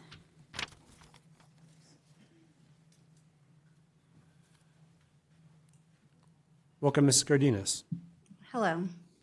I know we have a new city manager, so I wanted to introduce myself. My name is Megan Cardenas. I'm the president of the high school football booster club. Also, hello, Mayor and City Council. First off, I want to thank you, Barbara Rose. On behalf of the Barstow High School Football Booster Club, I would like to extend our deepest gratitude for your unwavering commitment ensuring our safety and well-being of our student athletes. I also want to thank Chelsea Phillips. That hasn't been an easiest road, but once I connected with her, she went above and beyond to help our program doing the correct application. Thank you to Tex for guiding me to the Measure Q program. As we continue to enhance our program and provide our athletes with the best equipment available, we are reaching out to request support for 3 essential items that will significantly help improve our safety and performance for our football team. The first item I would like to highlight is the Radial Axiom helmet. The Radial Axiom helmet is state-of-the-art, high-performance piece of equipment designed specifically with player safety in mind. It is advanced concussion prevention technology and all overhead protection as well. It makes it one of the best helmets on the market for ensuring that our athletes are protected at the high-end contact physical nature of football. Given the risks associated with the sport, we believe investing in these top-tier helmets are critical for safeguarding the future of our players. The second is a cooling station. As you know, water cooling stations provide players with hydration during games, practices, and especially in the hot water. These stations often include mobile water coolers, missing systems, and shade tents to keep athletes cool and hydrated. The last one is the fleece sideline coats. During cold weather games or practices, keeping our players comfortable on the sidelines is important for preventing injuries. I just want to take a moment and clarify something important. While the school board does provide support in uniform and helmets, we are a separate entity. We are a nonprofit organization that is entirely independent on the school district. Our mission is to support Barstow High School football by raising the necessary funds to provide the best safety equipment for our athletes. We, as parents, community members, dedicate countless hours to ensure our team has what they need to succeed. And let me tell you, it's paying off. Barstow Aztecs are currently ranked 3rd in the entire high desert. That's a huge accomplishment, and it's became a combined efforts of parents, volunteers, and supporters like you. We're all in this together, and your continued involvement helping make sure our athletes have the best possible experience and safety on the field. We are confident that with your continued support, we can further enhance their safety performance for our football program. Thank you again for all that you do. We are grateful for your partnership and look forward to your continued involvement. Thank you, Mrs. Cardenas. Thank you. Our next speaker is Miss Virginia Brown.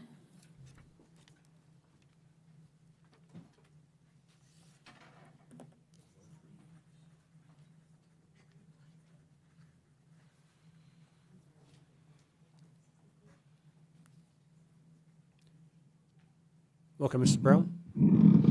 Thank you, Virginia Brown, Barstow, California. While I'm flattered that my name tends to get thrown around a lot, I don't know why. But okay. I came here tonight mainly just to listen. I wanted to hear. I looked at the agenda when it comes out, I go over it, and I had said, there's not a lot that really I need to come and talk about. But as I'm sitting here tonight, I'm just amazed. I'm amazed at the concerns, the issues, and talking to people, hearing things that are happening in the city that, I've been really learning not to go onto Facebook too much because there's so much drama out there. And when I come here, I like to make sure that what I'm saying is correct, that I've done my homework, my research, and I know what I'm talking about. So I started finding out Facebook is not the place to get your information, people, in case you guys don't know that. Definitely not in Barstow. And I sat here and I listened to the cannabis issue. We did a bunch of numbers at the beginning, and I saw a horse pushing a cart instead of pulling it because we were talking about the square footage and the $5 and this and that and the other. And then we went all the way to the end of the meeting, and we're getting rid of 10 of them, 12 of them, whatever. Well, then why did we even discuss the numbers at the beginning? I really would like to see a little more organization and coordination on the part of our staff and on the people putting this agenda together. And I would like to ask, because I've asked Mr. Heldreth, and I have mentioned to several of the council members, I would love to see my property back on this agenda. Like Brad Merrill, he told us, you want the property back, the city just has to vacate it back to you. They had an easement, but they're not using it anymore. So I'd really like to see that happen. I'd like to see one of the people who told me we're going to look into that, we're going to get that on the agenda, we're going to do that, Ms. Brown. Please do that. And as far as the agenda, maybe a little more energy into figuring out what goes first before we just start throwing things on it because it needs to be talked about. Thank you. Thank you, Mrs. Brown. Our next speaker is Mr. Jim Brown.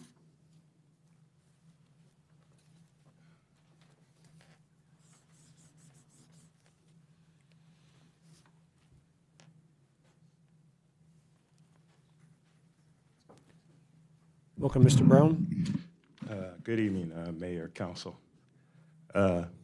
Tex, I just want to, you didn't give up on the video that you put out there. And looking for that dog, you didn't give up. You stuck with it.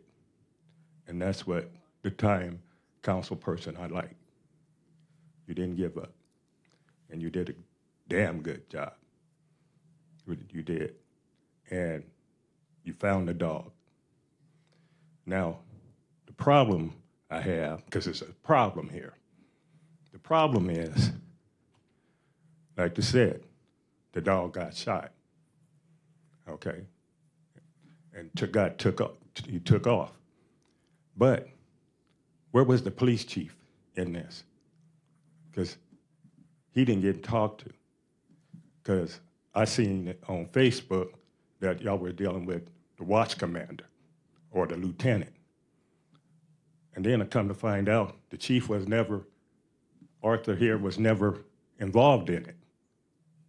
So we need a police chief. You keep putting this on the agenda for closed session. You're either gonna bring him back or not. You're gonna let him go or not. But you gotta do something. We gotta have a police chief here. I'm sure he's pretty good, but he really doesn't know what he's doing. I'm just gonna tell you like it. And you know me, Tex. I'm straightforward. So y'all this council need to really bring a new police chief in from the outside. Don't hire somebody, don't bring them up from the inside, because they all know what's going on here. So that's all I got to say. Thank you. Thank you, Mr. Brown.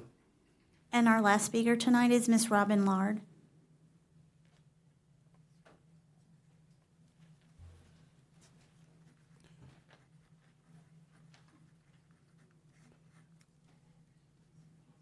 Welcome, Mrs. Lard. Good evening. My name is Robin Lard. I think the last time I was here was years ago, and you had to give your address and all that, but somebody told me you don't have to do that. Please put the mic down. Thank you. Okay. I mean no disrespect, but I know a lot of you guys know I can ramble, and I'm going to try very hard not to be emotional, so I tried to jot something down. I wasn't going to speak on this issue, but there's just so much out there that's just incorrect and incomplete and really just getting out of control. Again, I didn't know there would be people here speaking on our dog. And I'm going to be looking down because I can't see, so I apologize. I just want to clarify some information concerning an issue affecting our family. One was there was nothing wrong with the 911 operator. We did not call 911. We called animal control after we asked for clarification on where we go now. The dog was dumped in our neighborhood back in August. Long story short, she was emaciated and pregnant, and we all know at that time it was a hot mess with where's animal control, does the city? Literally nobody could help us. Our neighborhood stepped up. We fed the dog, we crawled under the tree. She had her puppies under a bush. If you guys know, I am not pet people, nor am I skinny enough to be crawling under a bush. She let us hand feed her, and she had 5 puppies. Long story short, months later, we're still trying to get help. We were able to get the puppy shots. We fed them, we kept them. My husband and I both have health issues, but we got them all adopted out. However, the mama dog will not let you touch her. After the couple of days of feeding her under the tree, we were never able to trap her. We had many people in the neighborhood, many people of our city that wanted to help, that tried to help. We had somebody from Texas who was going to trap her. So with that being said, I just want to say I wasn't going to speak. However, it's getting out of the control. I was the one that called. This mama dog was pregnant. I want to make sure that we understand the information that we put out needs to be correct. Donations can be made to the Paws Patrol nonprofit out of Vegas, who has her now. She's going into surgery. She's at Tropicana Hospital. I wasn't there. I left. I called animal control. I was told they would call me because my husband's deaf. I called them back and said, I know it's been 6 hours. I sat out in the desert with her. We have many videos. She was never aggressive. But my prayers are for our community and also for the officer. That video disturbed me to my core, and Mama Dog deserves better, but that's what I'll say. Just stop giving out information, you guys. Don't let it blow up, and know what you're talking about before you repeat it. Thank you. Thank you, Mrs. Lard. We have no more comment. Thank you. With that, we will go to the city manager's report. Thank you, Mayor, members of the council. I do not have a formal report tonight except for to say I am very happy to be here serving the city of Barstow and the council. I look forward to working with staff and working with council to move the city forward, bring policies and procedures forward, and I'm excited to be here. Going forward, I will have a formal report in the future, and I look forward to the next meeting. Thank you. Under public safety update, we have the update on the fire hydrants, and Chief Cisneros. Good evening, community and council and Mr. Mayor. Just kind of giving you guys a heads up. You do see an informal memorandum on your desk regarding the updated inquiry that we did have into Golden State Water. Mr. Haldreth and I reached out to Golden State Water to ascertain the recency of our hydrant testing within the community and what we call the District Protection Authority, or Direct Protection Authority of the district, which we have approximately 250 fire hydrants. They were pretty recluse on giving us detailed information, but we were able to ascertain at least that they were in compliance with the CUPC per their General Order 103 Alpha, which was adopted in 2019.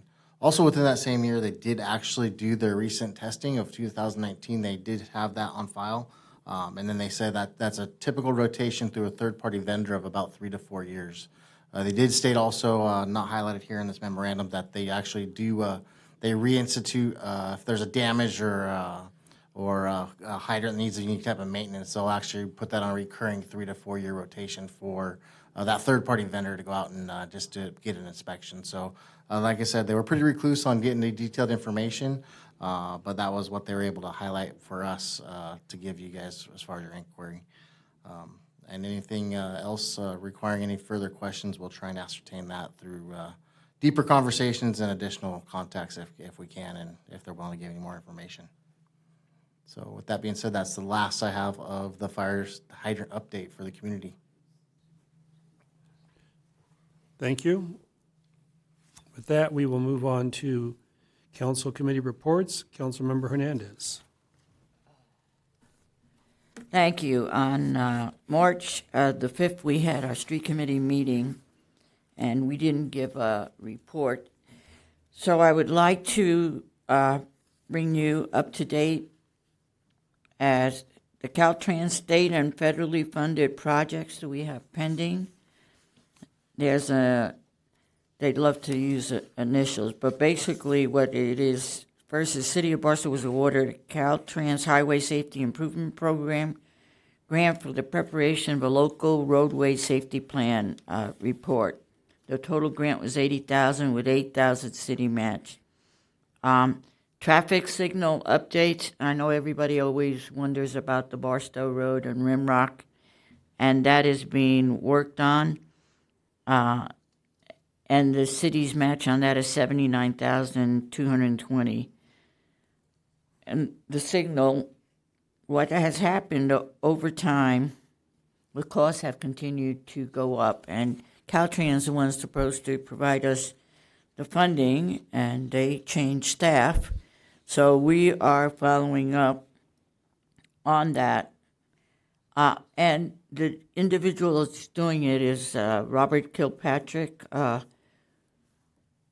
with Brad Merrill's company, and we truly appreciate his assistance.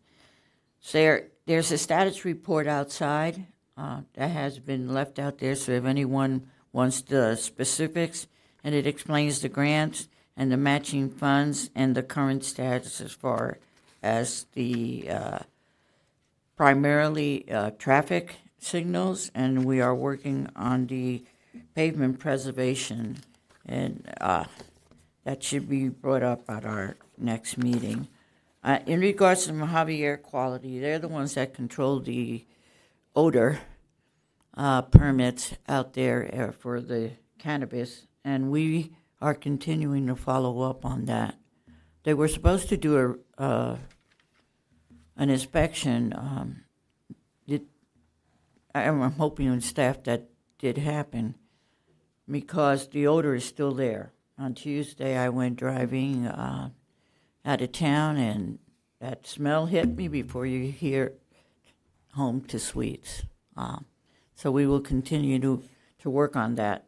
Just because they got their permits doesn't mean that they have put the equipment to work. And that has been the primary issue. And I want to thank our staff because I know how difficult it has been, but they have tried to do their best to control that issue. So thank you, and that's it. Thank you, Councilman Hernandez. Councilman Noble. Thank you, Mayor. Just a couple of things. I attended our last military affairs meeting on the 12th. A lot of good stuff came out. I'll go over just a few, but there's a lot of stuff going on in Barstow. And if you're not aware of some of the items that are going on and some of the activities, please come over to the military affairs meeting. It's open to the public. A lot of various nonprofit organizations are putting out various things. I have 3 pages of different things that are going on in the community throughout the next few months.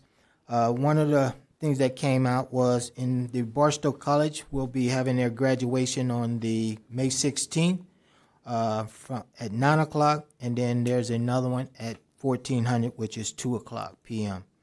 The Barstow Community College in Barstow, as you were in Fort Irwin, will have theirs on May 29th. This is a combined graduation, and that'll be held at the Sandy Basin Community Center.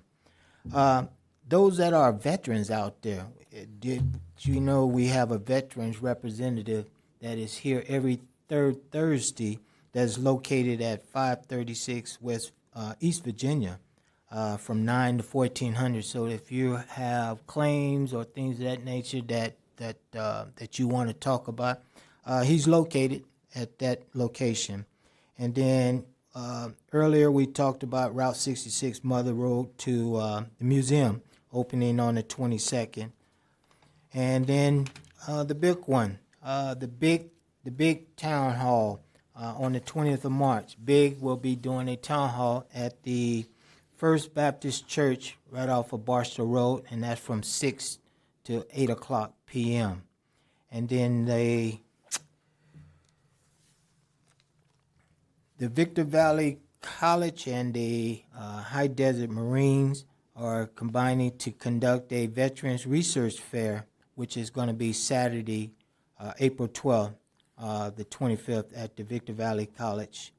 And the registration fee for that is $25 and $30 at the show. On the 12th, the MCLB RECOR is having their flea market extravaganza, and that is on the 12th of April from 7 a.m. to 2 p.m., and that's at the Marine Memorial Golf Course, formerly the Tea and Trees of the MCLB. Vendors are needed, so if you're a vendor and you're looking to do any kind of vendor activity, the booth is only $10. And they have a number here if you want to register. Registration is open until the 8th of April. The American Cruisers are having their Easter Spring Fling on the April 18th, April 18th at 5 to 8 p.m. And they're going to be doing bike drawing, special guests, and the Knights of Columbia is the location at 580 Victor Street. And last thing, the MCLB is having their monthly music and art night. Singers, dancers, musicians, comedians, and more. If you have any of those talents that you want to participate, they have various dates. The next one is 2nd of May, 2025, and that is at the MCLB Barstow James L. Davis Building, and that is from 5 to 8 p.m. There's a lot of good stuff that's going on. I would ask that you come over to the military affairs and listen in on some of the activities that are going on. Today we had our Victor Valley Transit Authority meeting today. One item that was on the agenda that affected Barstow, we approved the notice of completion for the backup generator for the Barstow station for here in Barstow, and that was approved by the board this morning. Our next Victor Valley Transit Authority meeting will be on the 21st of April, and that'll be at 9:30. And our next Military Affairs meeting is on the 9th of April, and that'll be 8 o'clock p.m. at Los Domingos. And that's all I have, Mayor. Thank you, Councilmember Noble. Councilmember Williams. Nothing at all. Thank you, Councilmember Williams. Mayor Pro Tem Rose. I think next month I'm going to have Councilman Williams report out on the committees that he serves on with me. But until then, just be ready. On March 11th, the Rules and Policy had a special meeting, and that was specifically to go over the community benefits policy of cannabis. And I sit in parentheses so everybody understands which policy I'm speaking of. But we had some really good conversation, and I think that the staff has a little more understanding as to what the task at hand is, because it was hard to kind of figure out where we have to be. So I want to thank the staff for taking us to where we really need to be, and for Mr. Summers. So I'm looking forward to what we have in regards to the policy for our next meeting, which is March 25th, 5 p.m. here in the council chambers. Please note that at that meeting, we're going to look at that policy and discuss it, and hopefully wrap that up so that we can bring it to the full council for consideration. We also have the council handbook, the community promotional funds, which is Measure Q. But tobacco ordinance is going to be on that meeting as well. I'd like for that to be at the kind of at the top so that we can, complete that and move that back, bring it back to the council as a whole.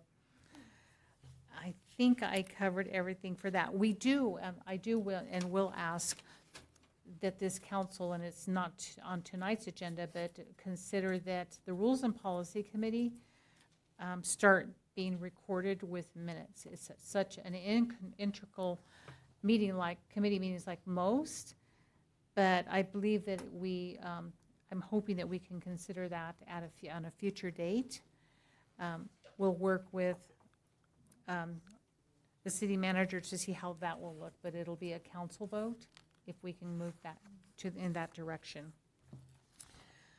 I want to report on the Homeward Bound Committee. We met March 13th, and there's always some great things coming out of the Homeward Bound Committee. First and foremost, we had the Desert Regional Steering Committee update. We didn't have one that evening, but we'll have one moving forward. We did have a New Life Fellowship update, and they're doing some really good things. I just wanted to highlight that on Tuesdays from 5 to 7 p.m., they do feed the people up to 100 people. And they ask that we submit a request or a letter of appreciation to Desert Manna and KFC, because they are two businesses that continuously support Feed the People on Tuesdays. So I'd like for us to consider that as well, a letter to thank them for their support. Also, the Barstow Church of God in Christ, on Wednesday nights, they help shower, they do showers for the homeless, and that's from 5:30 to 7, and they're always looking for donations. And this month, or every month, we always contribute something. As a committee, it's volunteer, and I always ask at these meetings here, can you please help contribute? We contributed undergarments for male and female to the church for what they're doing, and they really appreciate it. They left with a few bags of undergarments to help our homeless. This next month, we're asking for donations for rolls of quarter, and that would be for the Loves of Laundry. that organization helps wash the clothes for the homeless. So quarters, rolls of quarters, 2 quarters if you have in your pocket, we welcome all of that. But we're also asking again for donations of undergarments for these 2 nonprofits. It's a great place for nonprofits to come and help us, understand what we do provide. We did come up with this committee, and kudos to the staff, kudos to, I believe, Ms. Chavez, Maria Chavez. She came up with a calendar. And we had decided there's so many things going on in Barstow. There's so many nonprofits that continue to give back. We needed to see it on a calendar because we initially thought that there may be one day, maybe one day, that nothing is being done within the city of Barstow nonprofits. If you look at this calendar, every day of the month, somebody in Barstow, a nonprofit, is giving back to our community. And I give my hats off and kudos to everyone that contributes. This is an amazing city to live in. We also talked about the master plan. It was approved by the council, and so the committee is going to be looking back to update the strategic action plan, master plan within our committee. And yes, I think that's it. We will continue to push for a homeless coordinator, but now we have a new city manager, and so I would like to sit with Councilman Williams, myself, and you to speak about what that could look like. And with that, Mayor, our next meeting is, again, April 10th, and that's at 5 p.m. here in the council chambers. And that's it for my reports. Thank you. Thank you, Mayor Pro Tem Rose. Okay, I did attend a few committee meetings. If you saw me looking at my phone, I forgot to bring my report, so I was looking at my calendar. So I'm going to go by memory. On 3/5, I attended the San Bernardino County Transit Authority, and being new on that committee, I'm working with them for our upcoming projects. All we have currently scheduled is the Rimrock Road project as far as SBCTA goes from. We do have the bridge in there, but funding for that will come from Caltrans. The majority of funding will come from Caltrans, so we're working with them on that. Later that day, I attended the street committee. Councilmember Hernandez gave you a report out on that. That's when I was looking at my phone, so you covered everything? Yes. Okay, thank you. Very good, thank you. I also attended the military affairs along with Councilmember Noble on March 12th. And I just want to mention on one of the events that he covered the flea market, because he mentioned that's at the golf course. The golf course, we do think of that as the Marine Corps, but what you need to realize, you don't have to go onto the base to get to the golf course. You turn left before you go through the gate. So everyone, please support that. What they are trying to do is save the golf course. If we lose that, we have no golf course in Barstow. On 3/13, I was supposed to attend a special study session for the San Bernardino County Transit Authority. At the last minute, I had to make a call. It looked like it was snowing at the pass. I did not attend, but the city manager did attend. So I'll discuss that meeting with her. We haven't had a chance yet. And then on 3/14, along with Councilmember Hernandez and Councilmember Williams, I attended the Mountain Desert League of Cities in Victorville. And that is everything. With that,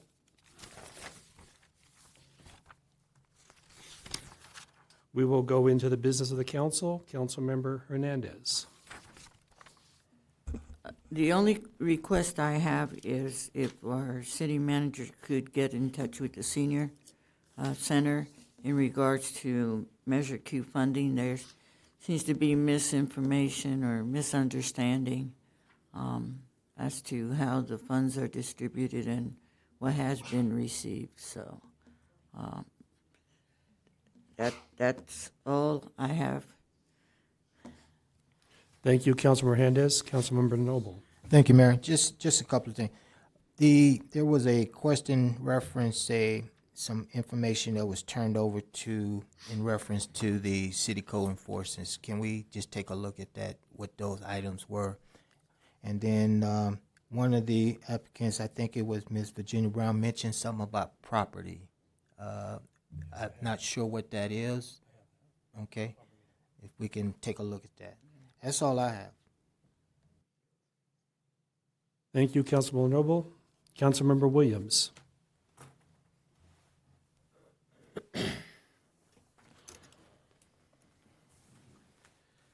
To the comment about our police chief, I mean, he just doesn't work 24 hours a day. So when that incident happened, I'm sure he was not in the station when that happened. As far as me and the mayor going out together, any one of these council members would have joined us, but then we'd had a Brown Act. So that's why we couldn't unfortunately bring any one of them. But if we'd have called any one of them, they would have been in that vehicle with us. So just because the post came to me, I immediately updated 2 individuals on this council. And the mayor says, hey, I'm going out to go look. And I said, let's go. Too bad we're in the wrong area. But we still went and looked, unfortunately. You know, I sat out there for hours listening to Robin call that dog in there. That was something that was heartbreaking to do. That dog responded.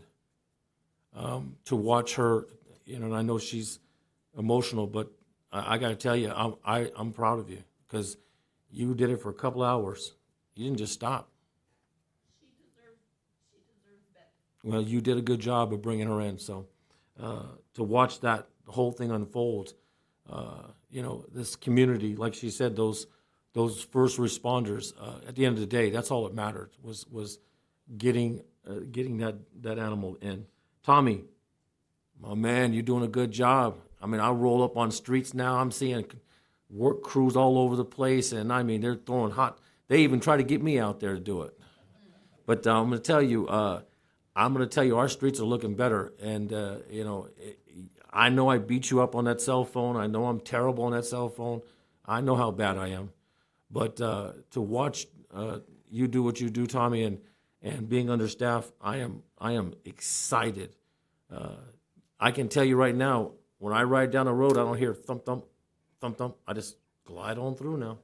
So whatever you're doing and whatever procedures you're doing, they're better than they are before. I can tell you that, so I appreciate you.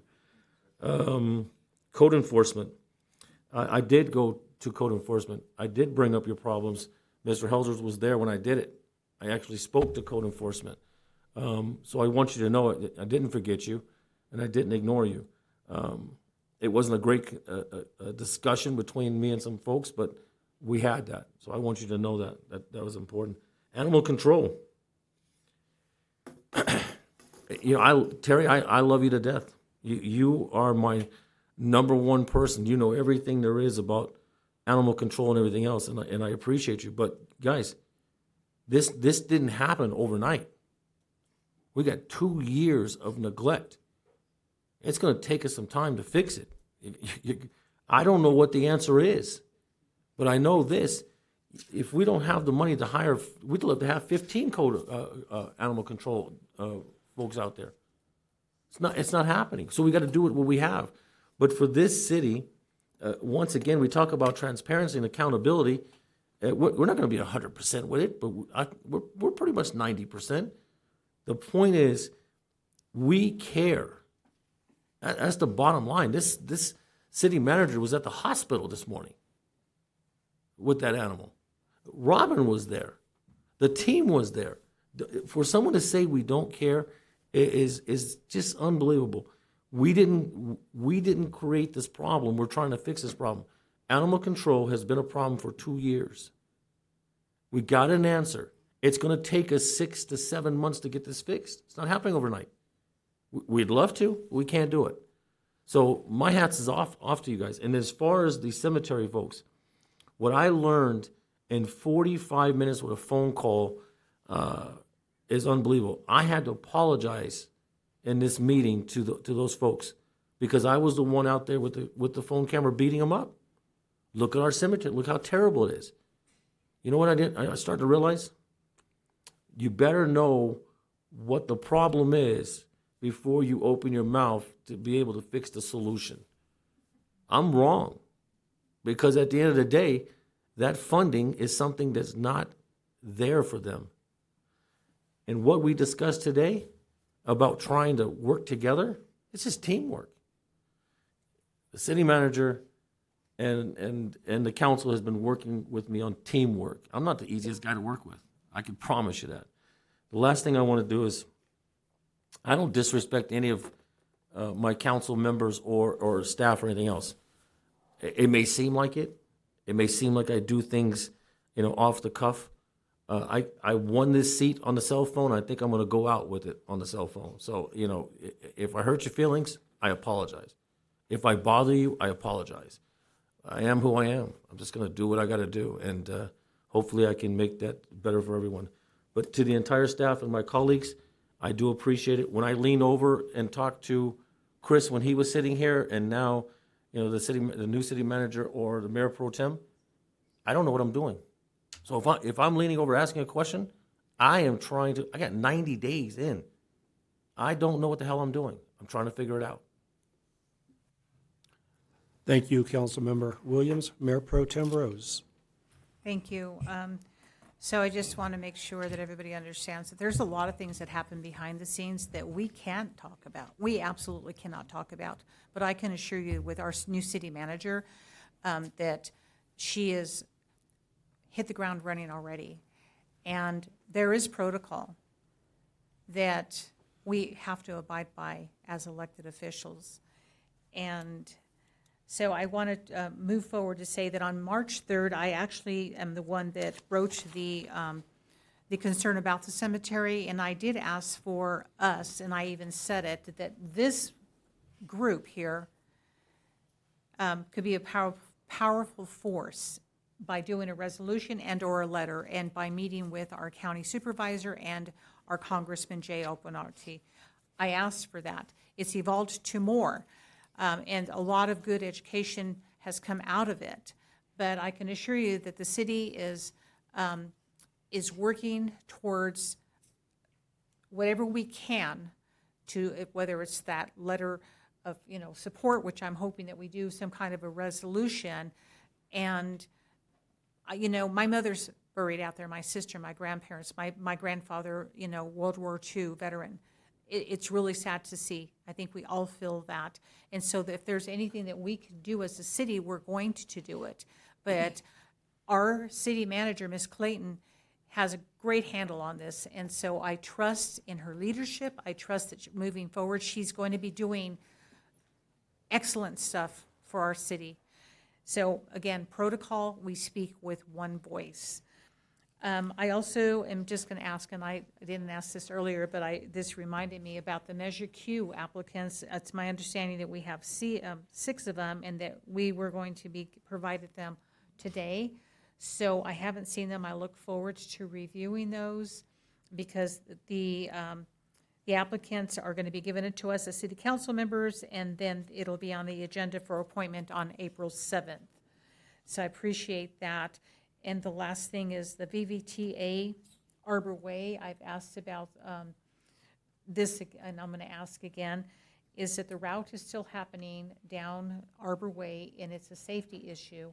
And I see them from my kitchen window. They're going really fast down Arbor Way. It's a very narrow street. And I'm concerned because we're months in, and I'm still asking. So, Councilman Noble, can you please check into that? And also the poles that they put up, the residents want the poles taken down.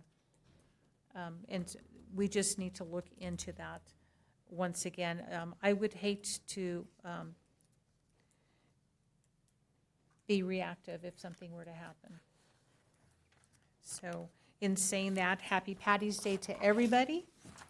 And happy birthday to my cousin Jeff Myasis. I thought a little shout out to my cousin. He gives a lot back to this community, coaching and all that other stuff. But that's all. Thank you. Thank you, Mayor Pro Tem. Okay, I want to follow up a few more things on the cemetery. We will be asking for a resolution. I'll be talking with both Supervisor Rao and Supervisor Cook, because the cemetery actually falls in his district, and a resolution showing that the council supports funding for this would really help me in that discussion. And staff's being asked to revisit the MOU that we used to have with the cemetery to see how we can help them out there. If staff could please check with the engineering regarding Mrs. Brown. She apparently has an easement that has been agreed can be vacated. Bring that to council for, or at least update us if it cannot. Let us know what's going on there. And if staff could bring us back a report regarding the odor in Lenwood from the cannabis, let the public know where we're at with that. And Mr. Hernandez, I might have misunderstood your question. I did report out the two that were pulled out from the 12, or from the 14 leaving 12 were LA to Vegas Inc. and Barstow Company Inc. If that wasn't your question, I'll talk to you after the meeting. Were they operational? I believe staff reported that none of them were operational at the time. I believe the other element of the question was, were those two pulled out, the two retail? And the answer to that is the two retail were Winner's Circle HD and Sky Club HD, both of which were revoked. That's the two retail at the former outlets. The other operating retail continued to operate. Thank you. Okay. If that didn't answer your questions, again, talk to me after the meeting. And then, if the council could just get a report on the training for the ACO position, just let us know how that was put together. And that's everything I have. Tonight, we would like to adjourn in memory. We have a council member, and Councilman Hernandez, was he also a mayor? I think, okay, I believe he was an acting mayor, so we're going to adjourn in memory of Manuel Garuli, who we lost a couple weeks ago. So by the consensus of the members, without objection, this meeting will be adjourned at 10:27 p.m.